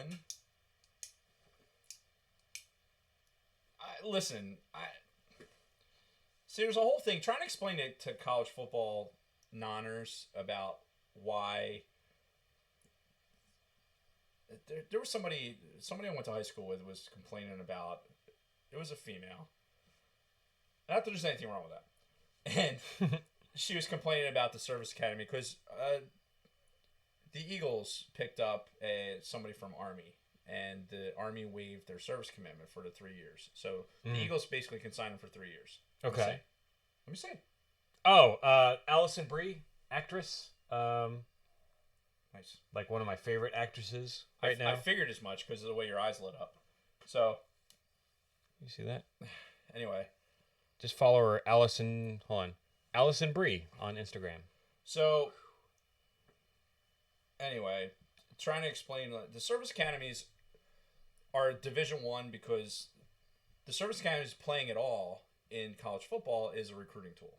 That's all it is. So when you get a player like the player from Army to be able to go in, the dude's fucking, I think he's 6'8". He's a giant of a fucking man. Damn. And they brought him as an offensive tackle. So, nice. And they were pissing and moaning about, oh, well, they should fucking blah, blah, blah. You know, somebody at Penn State was like, listen, this dude wasn't good enough to go to Penn State. He chose the service academy. It's a way for people that aren't good enough to necessarily make Division I schools be able to still play D1. And if they're smart enough, because you can't just fucking float your way into the academy. Yeah. Like, you have congressional nomination that has to happen. You have to have fucking grades. You're competing against a lot of fucking people. Yeah. So it's a big fucking deal to go to the service academies. And the fact that their football is it's moderate. You know, it's not competing against the SEC, the Big Ten, right. the Mountain West. Like, we see how Air Force does in the Mountain West. And let's face it, we knew guys that played on that team. Mm-hmm. Legit. Like, we know guys that play on that team. Yeah. So, anyway, I forget where I was going with that. But the fact, I believe that Army could beat a Michigan.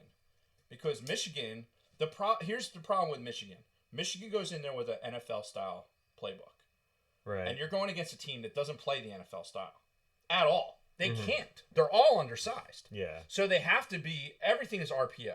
They're doing the triple option. They're doing all these things that they don't necessarily, you don't game plan for that. You don't recruit for that to play against the people in the Big Ten. That's true. Because the idea is to win the conference to be able to get into the playoffs. Sorry. That's normally my line, but yeah. Sorry, Lions fans. But that's a team like Michigan that can go in there and say, look, we're just bigger than they are. We're just going to overpower them. That's when they're going to, that's why you fail. Yeah. Because you're not preparing for it. You're not, like, Army's going to, they're going to put everything they have into it. They're going to fucking be grabbing dudes by the fucking jock strap to be able to get by them. Because that's what you do. I mean, Sean Logan, perfect example. He was a lineman. He was an offensive lineman. And he taught us, like, even when we were playing flag, like, how you get up under people's shoulder pads and you fucking just pinch a certain spot in there and people just go, ugh, yeah, and they just, like, fall apart. That's the shit you have to do when you're undersized against people that are big. You know, Air Force against a team like Boise State. Boise State has the recruiting. Yeah. They're going out and they're getting football players. Whereas the service academies, you can't get traditional size football players because they won't make the PT standard. Yeah. And even then, like, a lot of those guys have to get waivers. Logan was always a bigger guy. Oh, yeah. And he got turned down by Joe Paterno. Really? He was undersized. Oh, wow. Yeah. That's surprising to hear, considering how thick that dude Logan was. was 5'10". Like, figure offensive guy. He was, I think he played guard. So you want somebody that's at least over 6 feet. I mean, he was strong as fuck, but he was shorter. So, and that's not what he wanted. That's a shame. So, anyway, I think this is a good place to close this up because my bedtime is in like 40 minutes. So, whatever. Yeah, I gotta eat. Yeah. So I gotta eat so I can take my back pill. Thanks everybody for sticking around. This was your bonus content for all of you loyal listeners. But yeah, it was a good weekend, and we got a lot of good weeks coming up with football and everything else. It's, man, as much as I hate to see the warm weather go, this really is a good time of year when it comes to like sports and Star Wars, the Star Wars stuff ramping up and everything. Like I said, man, this feels like 2015 all over again, and that's a good feeling. Well, for the most part. I'm going to tell you right now the good parts of 2015. Well, Bronco Fett, Michigan's doing the spread RPO, whatever. Harbaugh doesn't know how to run a fucking RPO. Honestly, that is so overrated. And I don't know that Penn State's going to beat them by 60 because you'll probably have your third and fourth string guys in by the half. So, anyway, deuces, bitches. Yep. And Jason. We've already toasted, so. No, so yeah, so fucking click the button. So. Now what do I click? Ow. I was kind of hoping that would make more of a. Did you hear that? All right, guys. See you later. Later.